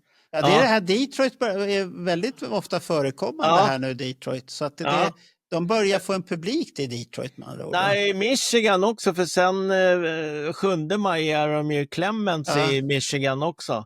Sen har de petat in St. Louis och Atlanta emellan. Ja, och men sen... de är ju väldigt nära de här städerna bredvid varandra. Precis. Det är, vad ska man säga, nordväst från New York. Precis. Ungefär. För 10 maj då när Kissing Time släpps skulle de ju ha spelat i Warren i Michigan också, men den ställde de in den konserten av okänd anledning. Ja, de släppte ju Kissing Time och skulle promota så hårt. Men 9 maj då är de med i det här Parsippany, Joint in the Woods. Joint in the Woods heter stället. Aha, Det påminner väldigt mycket om en låt som... Life in the Woods. Ja. Herregud. Den ska vi dra fram nu. De hade ju lika bra kunnat lägga in Life in the Woods istället för Kissing Time då. Om jag ska vara sån. Ja. Den är lika dålig där. Ja. Får jag fråga, är inte det en tvärflöjt med på den också? Life in the Det är Woods? så mycket skit och flum på den så att nej. Ja, för sen spelar de ju 12 maj, då är de i Wyandotte i Michigan och spelar, och den 14 är de i Fraser i Michigan. Så det är väldigt mycket Michigan här. Det är det här American Express Tour. Ja. Det är American Express Tour. Kortet går för fullt här nu. Och så ringer de till honom i tid och otid och säger: kära Mr. O'Coin, är ni säker på att ni kan klara delbetalningarna? Jajamensan. Snart blir de stora. Ja. För den 12 maj så har ju Kiss ett event tydligen på Hotel Diplomat i New York för att promota Kiss-singeln Kissing Time. Och herregud, trodde man så jävla stort på det? Alltså? Ja, tydligen. Var det han Neil Bogart som drog ihop något pundargäng där och så ska de sitta där och herregud. Fan ta för Neil Bogart. Han kan ingenting om hårdrock, det har jag konstaterat. Desto mer vi pratar om den mannen där. Totalt jävla discogubbe. Ja. Men han ska hålla sig till de här Village People. Ja, men vi ska vara glada att han var med, annars hade det inte blivit någon Kiss. Ja. Nej. Men vad tror du Snygga skivetiketter. Vad tror du Donna Summer och Georgia Moroder och alla de här skulle ha sagt? Men alla var viktiga. Ja, den här konserten 14 maj i Fraser i varje fall, den spelar de ju in 12 minuter av. Det är den de använder sen i den här Hotter than Hell-reklamen sen. Ja, den häftiga. Oj, Ja. oj, oj, med loggan på marken och allt. Ja, precis. Och de ser så vilda ut. Peter Criss så här alldeles Ja. vild och grej. För det, Oj, oj. det var lite okänt vad den där var inspelad, men så var det någon som kände igen balkarna i taket på hockeyarenan de var på. Jag vet vem det var. Ja, Ja, det är det. Det var en skåning. Han jobbar på bibliotek. Har inte han suttit och hållit på och kollat såna här balkar på hockeyarenor? Men hur ska han veta det? Har han varit och hittat bilder då som han har studerat? Då? Han har sagt vid något tillfälle att han har kollat mer än vad som är Bra. nyttigt. Ja, det är bra att han erkänner i alla fall. Ja, Och han har kollat liksom så här balkar på amerikanska hockeyarenor eller såna här kongresshallar. Och Ja, vad men nu är. han har pratat om det där. Ja. Och det var då jag tänkte, ja, han är inte riktigt frisk, vår Alex. Han är frisk. Det är bara att han kanske är lite överintresserad. Ta en chokladboll, Alex, och räkna balkar. men den där reklamsnutten för Hotter than Hell sen, den är ju guld. Ja, den där. är jättegrym. Den är så grym. Oj, oj, oj, oj, oj. Men den är inspelad 14 maj i varje fall, Ja. i Fraser. 14 maj, okej, Fraser. Ja. De kör ju även en fotografering 13 maj för Cream Magazine i Birmingham i Michigan också. It's Om det är all coming cream, back. är det här med att stå med Så här är det. ölen på baksidan? Det finns två välkända fotosessioner. Den ena är med smink, där de dricker den här creamölen som jag inte tror Ja, finns. just det. Jag tror att det är det som är grejen. Varför tror du inte att den finns för? Därför att Boy Howdy är ett varumärke. Har ni någonsin sett, googla på Boy Howdy och Cream Beer och se om du hittar någon som dricker det. Jag tror att bara att det är ett sånt här kul varumärke de har hittat på. Aha, okej. Men så det finns två fotosessioner som är välkända. Det ena är där de har smink, och det som jag kommer ihåg är att Paul Stanley har ju någon slags silverkavaj med nitar på. Ja. Ni kan försöka hitta den i era huvuden. Nej, Och han har väl svarta kläder på. Nej, han har väl silver på själva... Ja, på själva kragen. Ja. På slagen, ja. Just det, där har han silver. Det stämmer. Det är den här Och sen- med ölburkarna och de är bakom någon lokal. Ja. En gata. Och sen- Och där ska jag berätta en rolig innan du får. Den här bilden där, när de står med ölburkar, den gjorde jag jättetidigt när jag jobbade med Photoshop. Det var mitt första färglägga bild. Okej. Den gjorde jag min första. Och den har funnits på nätet. Och den har jag sett faktiskt på en utav de här större Facebookgrupperna. Tänk att det finns en färgbild från den, Jag har också sett det. Är det Ja. du som har hållit på Ja, att det, picka jag, på det är det? jag har gjort det. För jag har den på en hårddisk där jag har lagt dit för det är en Kiss Army Sweden-logga där nere. Ja. Och sen alla som visar den bilden utan Kiss Army, de har klippt precis ovanför Kiss Army Sweden-loggan. Nu skulle man ju kunna ta bort det med AI. Men den bilden färglade, och den är väldigt simpel, för jag skulle bara lära mig tekniken hur man gjorde, för jag skulle göra på en annan svartvit bild. Ja. Då övade jag på den. Och den la jag då ut på Facebook i mina tidiga dagar. Okej. Och den har folk fått för sig då att det är en äkta färgbild. Det är ju samma som när vi är inne på det. Jag gjorde de här Red Room ölburkar. Ja, de har jag också sett. Och det tror ju amerikanerna att det är något jävla öl som finns. Och jag har skrivit hur många gånger, nej det finns inte, det är konceptbilder. Nej, det finns. Ja, du har ju till och med skrivit design by Marco Ja. Rovinen på bilden. Men du vet, det där går inte att stoppa ibland folk när de får för sig saker. Jag vill lägga till en sak angående Boy Howdy innan vi släpper det.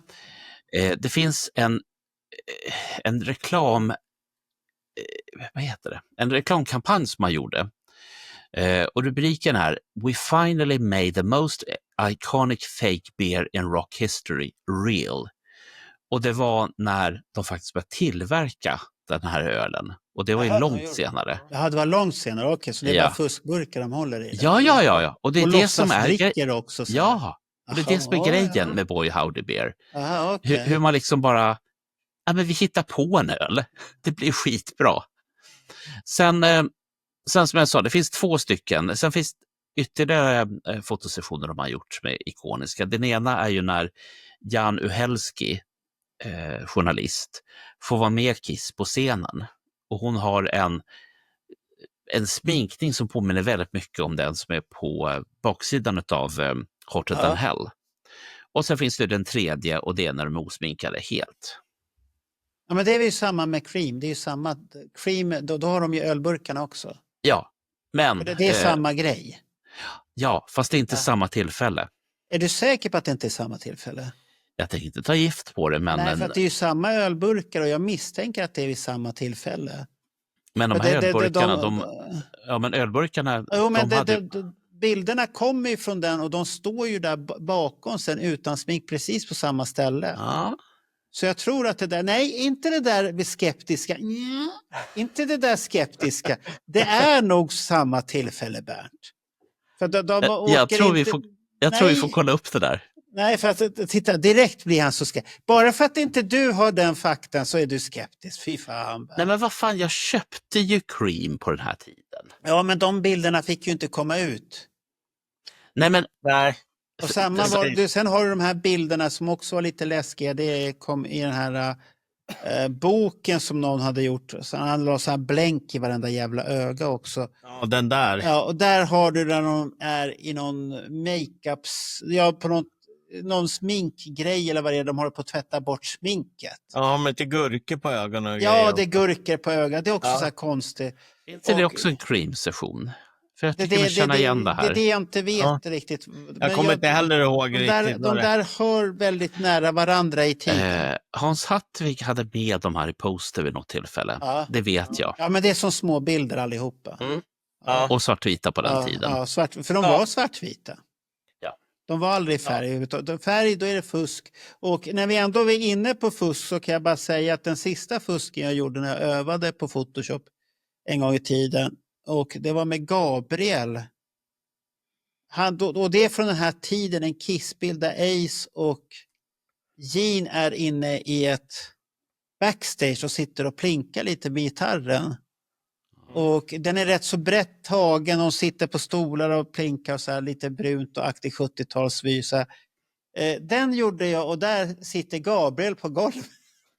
Dessutom. Ja, nakenfis, en baby har man stoppat in där. Ja. Och den är rätt så bra gjord faktiskt. Och men den har jag inte läckt. Jag tror jag läckte den en gång när han fyllde år. Ja. Så tyckte folk, han kan inte träffa Kiss. Nej, men fan, det är ju fusk. Det är farligt när man gör såna där grejer. Ja. Men ska vi knalla vidare då? Sen drar de till Kanada i varje fall. Ja, vi kommer till det, Bernt. Ta det lugnt med ditt alla. Jag har ju väntat i 2 timmar på. Nu gör jag en Bernt. Ja. Men det börjar hända lite med Kiss-plattan i alla fall. För nu ligger jag i alla fall på 100:e plats på Billboard. Så att den har ju gått upp från 200. Ja, då har ju marknadsföringen lönat. Så då har ni ju sålt hela tiden i alla fall. Ja, så de är i Kanada i varje fall. Och sen så drar de ju vidare till, de åker korset tvärs, det är Fresno, Portland, Seattle, alltså det är bara liksom korset tvärs över hela landet i stort dit bussen tar dem helt enkelt. Och där de får gig. Det var ju det marknadsföring. Jag tänkte bara nämna den här 31 maj så spelar de på Auditorium i Long Beach. Det är där den här klassiska bootleggen Freed Alive kommer ifrån. Ja, Fried Alive. Fried Alive. Den. Det är så jävla bra namn. Fried Alive. Men var det inte fel bild på den när den kom ut första gången? Jag tror till och med att det är fel konsert. Ja, är det inte en 75-bild på den jävla omslaget Fried Alive på? Om jag minns rätt. Jag kommer inte ihåg, jag har för mig det.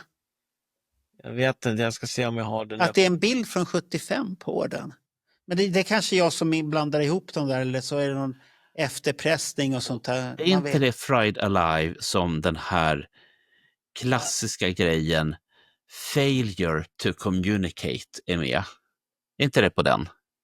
Nej, det kommer jag inte ihåg.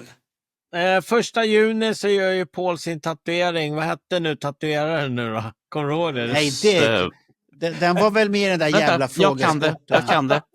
Lyle Tattoo, Tuttle. Precis. Tuttles. Studio i Los Angeles så tatuerar sin ros. 2 juni och 4 juni på en gång. Japp. När de är i Alaska. Ja! Äntligen! Får jag rätt på nu? Nej, det är sommar förresten. Det är varmt. Det är myggigt. Fast det spelar ingen roll. Alaska är Alaska. Och har ni sett en karta över Nordamerika så ligger alltså inte Alaska i USA utan det ligger snett ovanför, jättelångt upp. Ja. Den jävla skit som någon president köpte av Ryssland, för Ryssland ville inte heller ha det. Jag ville veta, varför var Kiss i Alaska? De gjorde en konsert. Ja, det har jag förstått att de gjorde. De åkte inte dit för skojs skull. de gjorde en i 2001 också i Alaska. Jaha. Ja, men, I stora staden där då. Anchorage eller vad den heter. Anchorage. Anchorage. Var det där de spelade nu också? Eller var det någon liten? Ja, det finns inga andra städer. Jo, de spelar i Anchorage på någon Sandover Drive-In där. Och sen så kör de ju på Ellison Air Force Base i Alaska också. På en Air Force Base? Ellison Air Force Base. Ja, det är en flygbas ju. Ja, i någon hangar militär. där. För militären? Var det militärkonsert eller? Ja, det måste... Nej, vänta, jag kommer inte ihåg om det var Savoy Brown som var huvudband faktiskt. Ja, men de kan ju ha spelat på en militärbas. Ja, absolut. Alltså det här är ju nästan... Det finns inga andra städer. Det finns ju bara en stor stad och sen är det bara massvis med byhålor. Men det här är ju nästan lika spännande som när Kiss spelade på Island. Det tycker jag. Ja, och det är sen lika sjukt. Ja, men det är det är. För de spelar Vad kostar det inte att ta sig dit? Ja! Det är en jävla plåtlåda de spelade i. Alltså jag skulle kunna tänka mig att åka till Island bara för att reda ut den där jävla... Och titta på plåtlådan så säger nej tyvärr, det har lavan tagit. Det var Savoy Brown som öppnade i Air Force, Ellison Air Force Base. Men det såldes biljetter till den konserten så det är ingen för... Men då fick de komma till något ställe i närheten där och så kallas stället så bara. Antagligen. Då fanns det någon pub där i närheten. Okay, för det är ingenting som var för militären. Nej. Jo, men det är ju bara militärfolk som jobbar där om det är en sån ställe. Jo, men det kostade ändå $6 att se konserten. Oj. $6 är ändå $6. Nu kom Snårbernt fram här. Vet ni hur mycket $6 var på den här tiden? Det var mycket pengar det. Ja, det är alltså... Alaska är en helt avstickare alltså. Ja, $6 var ju mycket, det är ju fan... Men de kanske var de inte i Kanada innan eller tog de Kanada på nervägen sen? Nej, de körde i Kanada innan. De åker tillbaks till Kanada sen efter. Ja, men det är väl naturligt. Ja. Ja, du måste ju förbi Kanada om du ska komma dit. Okej. Ja. Ja, men vi fortsätter. 8 juni så har de ju sån här in-store-besök på Woodfield Shopping Center i Schaumburg. Men vänta, Alaska. Visste vi något mer om spelningarna i Alaska? Eller var det bara det var spelningar? Det var 2 vanliga spelningar. Ja. Hände ingenting. Som förband till Savoy Brown. Som var en stor legend, Savoy Brown. Ja. Men jag är besviken. Jag är inte på dig, Roger. Jag är besviken på att det måste ha varit något fantastiskt som hände där. Och så, det kommer säkert hittas någon bootleg-video från den om några år. Så kommer någon tant som, jag hade den här. I byrålådan bland Men på det här Woodfield Shopping Center, det är någonting som är konstigt här. Ja. Vad har du hittat nu, Roger? De sitter ju och signerar plattor. Men Kiss deltog i finalen av en nationell kysstävling kallas det Great Kiss Off. Så det verkar som det finns 2. Ja, titta. Men då var det en försmak den andra och nu är det en stor kiss. då funkar ju Kiss. De har blivit kallade dit tack vare Kissing Time. Och det evenemanget sponsrades av Casablanca Records som en PR-aktivitet för bandet och deras musik. Ja. Det där är lite lurigt det där. Då är ju inte den i Michael Douglas den riktigt stora sponsringen. Den är här nu. Ja. Varför säger historien tvärtom? Fan jävla gangster. Det är nu den riktiga sponsringen är. För Kissing Time har ju... Ja. Visst är det här kul när man lägger pussel och så bara, men vänta ett tag här nu. Är det Alex Bergdahl och Carl Linnaeus tycker om att sitta och när de kommer på sig, jaha. Det var så. Eller så har de blandat ihop där att det var The Great Kiss Off som var innan. Nej, men det kan ju vara att det var en kysstävling där som var med i något program. Där. Är det här bilderna? Nej, för det står här nämligen. Huvudpriset var en 8 dagars kryssning till Acapulco och en plats i Guinness rekordbok för längsta kyssen. Jag tror att de har blandat ihop det här med det som var innan. Eller var det så att de hade vunnit eller skulle de delta i den här kysstävlingen? Var det en delfinal där borta då? Jag vet inte. Och så, för att han säger ju... Men han nämner ju på Michael Douglas show, det fanns ett pris. Ja. Och det var för att se Kiss, men spelningen ställdes in. Och de ska få ett bättre pris nu och det är Acapulco, en resa till Acapulco. Ja, och då är frågan om att är det så att det här håriga paret och mannen med de här små hårsen? Nu förstår jag. Det står så här, tävlingen involverar par från hela USA som har vunnit inledande kysstävlingar arrangerade av lokala radiostationer. Men då vann ju inte det här paret någonting egentligen där borta. Ja, men det var ju de som vann sen. Ja, de åkte till finalen men de vann ju inte. De skulle få se Kiss men det fick de inte. Nej, men här står att huvudpriset var en 8 dagars kryssning till Acapulco. Ja, men det är ju den Gene Simmons pratar om. Ja. Michael. Okej, då vet vi att då var det inte bluff det han pratade om. Nej, men... Då är det ju sant att det vart en kryssning. Ja. Men när de är med på Mike Douglas show så har ju de antagligen bara vunnit deltävlingen. De har vunnit den lokala pusstävlingen. Ja, precis.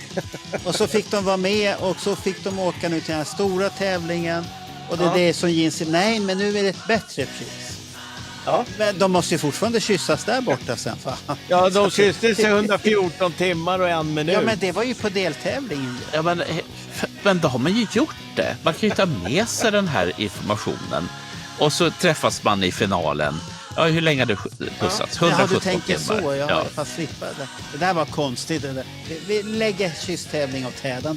Det låter som en unken sill det där. Det är något som är fel här. En hund är begraven. Vi lämnar kysstävlingen. Ja. Vi vet...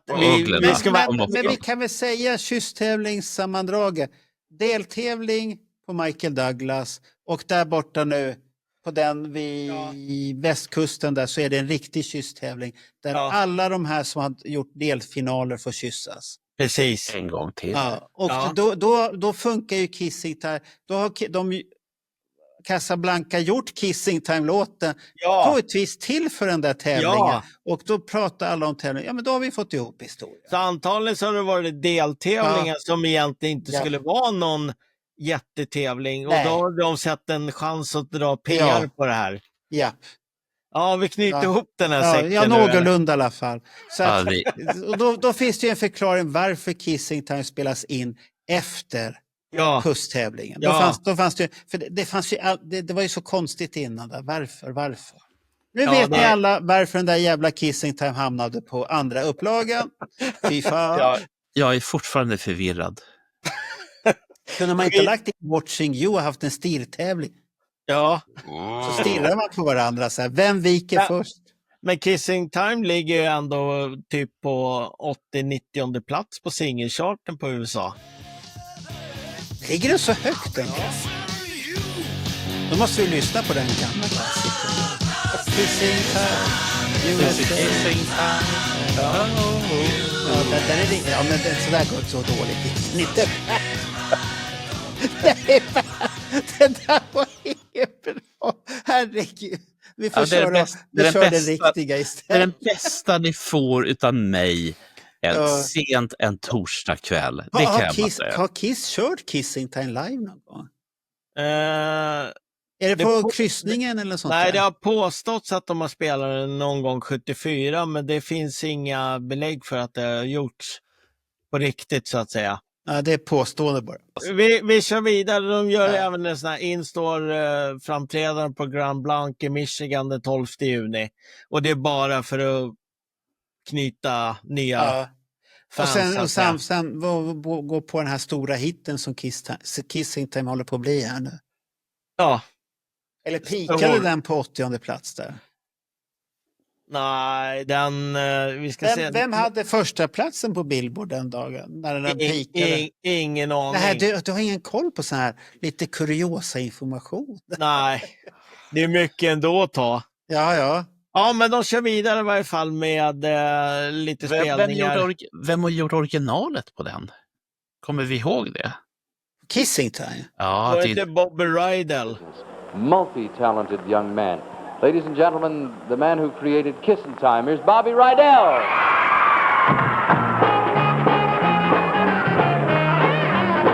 We're kissing in Cleveland, Kansas City too.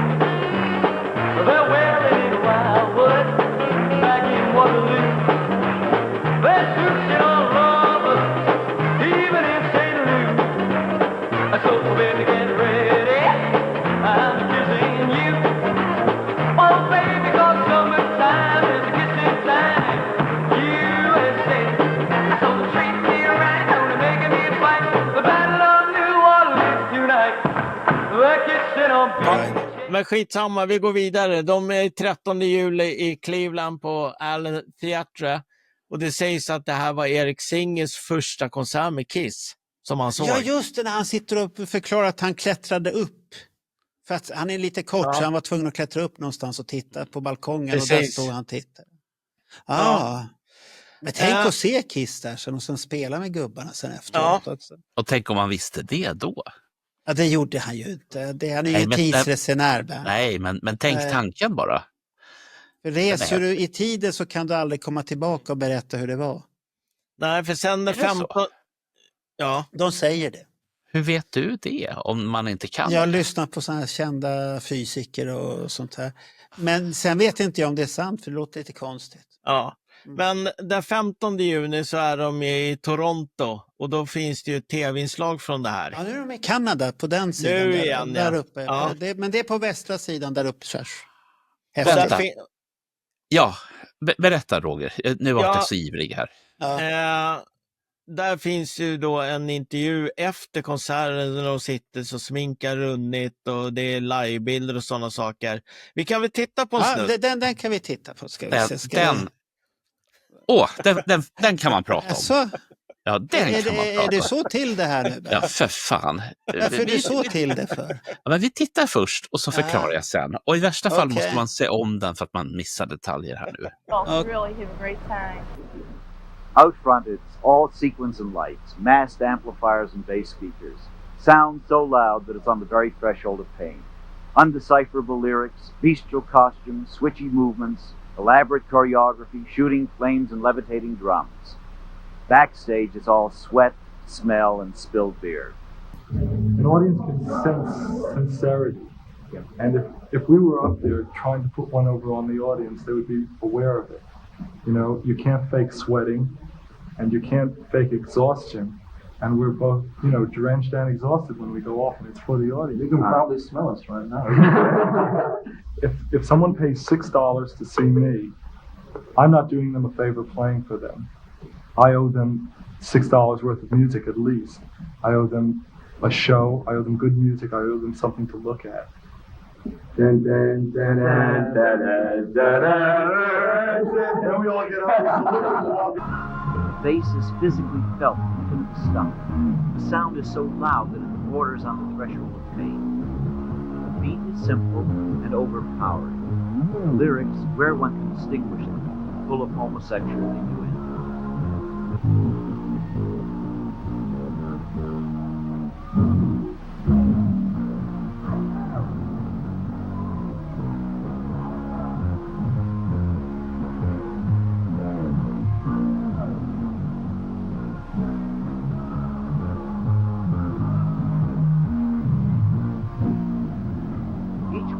seeks its own distinctive image. Kiss, met on the streets of New York a year or so ago, play at being monsters. They stagger and lurch about the stage as if hell had been taken over by a motorcycle gang in black leather jackets and bat feet.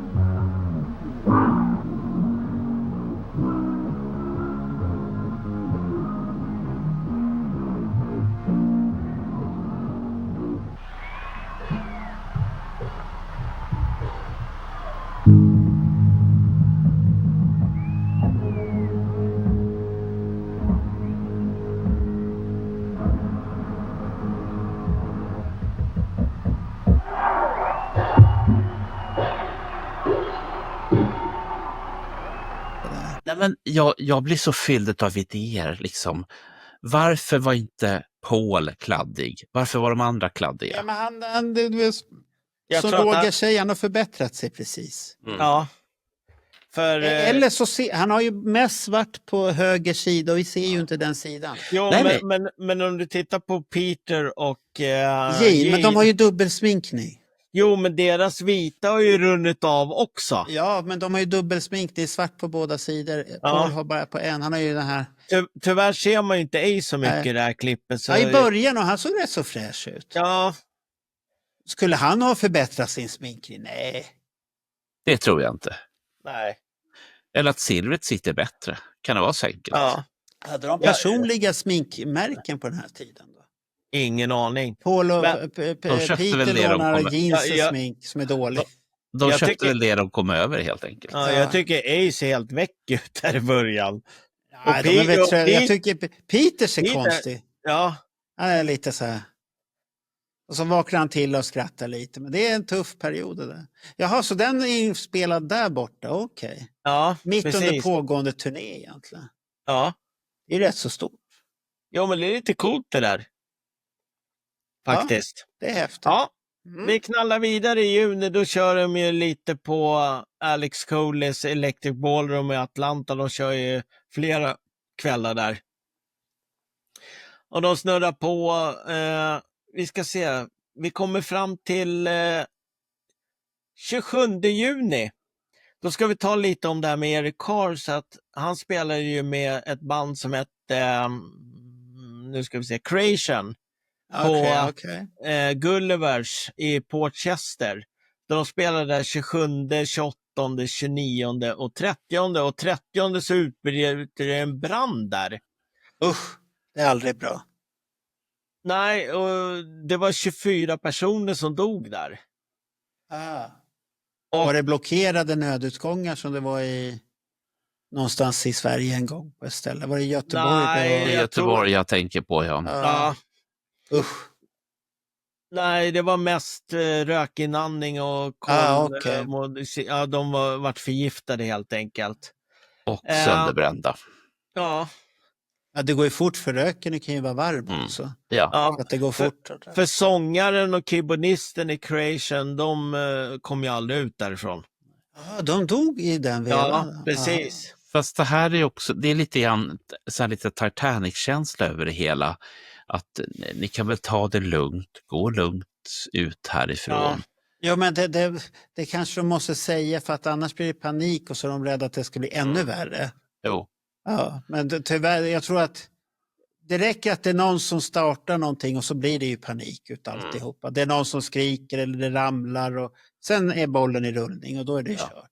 Ja. Men de bilderna därifrån, det är helt urbränt hela stället alltså.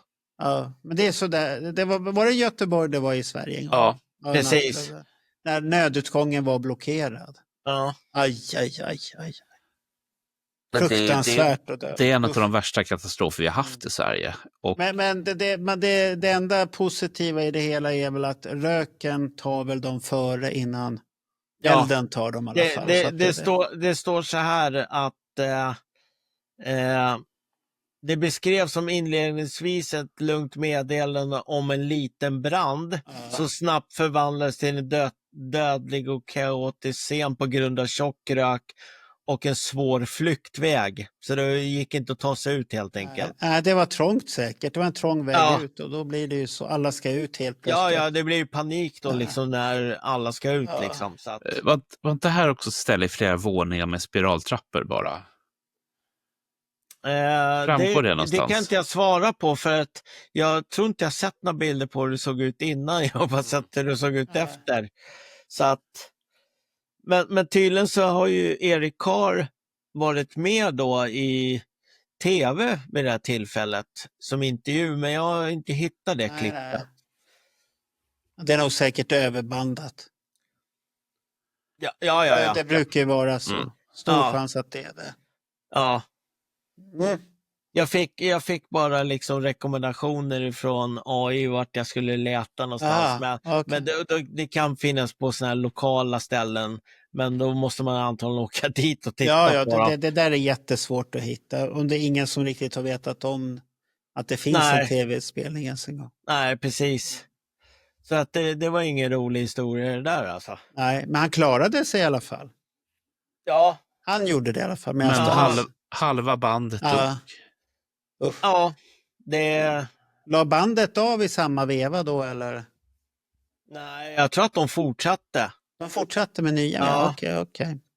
Jag har inte jättestor koll på Creation, men jag har för mig att... Nej, vänta nu. De bytte nog namn och ett helt nytt band. Jag tror att vart inte de Salt and Pepper eller något sånt där efter det. Det kan inte det känns bekant. Ja, jag kan inte äta gift på det där, men det gick inget bra i varje fall. Nej. För han var ju... Eric Carr var intervjuad 7 juli på CBS Morning TV News om branden på där Gullivers. Så att det var ju en vecka efter som han var med där tydligen. Och berättade om det här. Men det är ett sidospår. Det är Kiss-relaterat. Jo, men det är intressant att veta att han var nära att stryka med. Ja, det är... Att han kanske aldrig hade haft en Kiss-historia om vi hade haft Ocean. Nej. Vem hade varit istället? Och sen kom ju döden i fatt honom i alla fall sen. Så att det var inte där liemannen tog honom, men han tog ju honom sen i alla fall.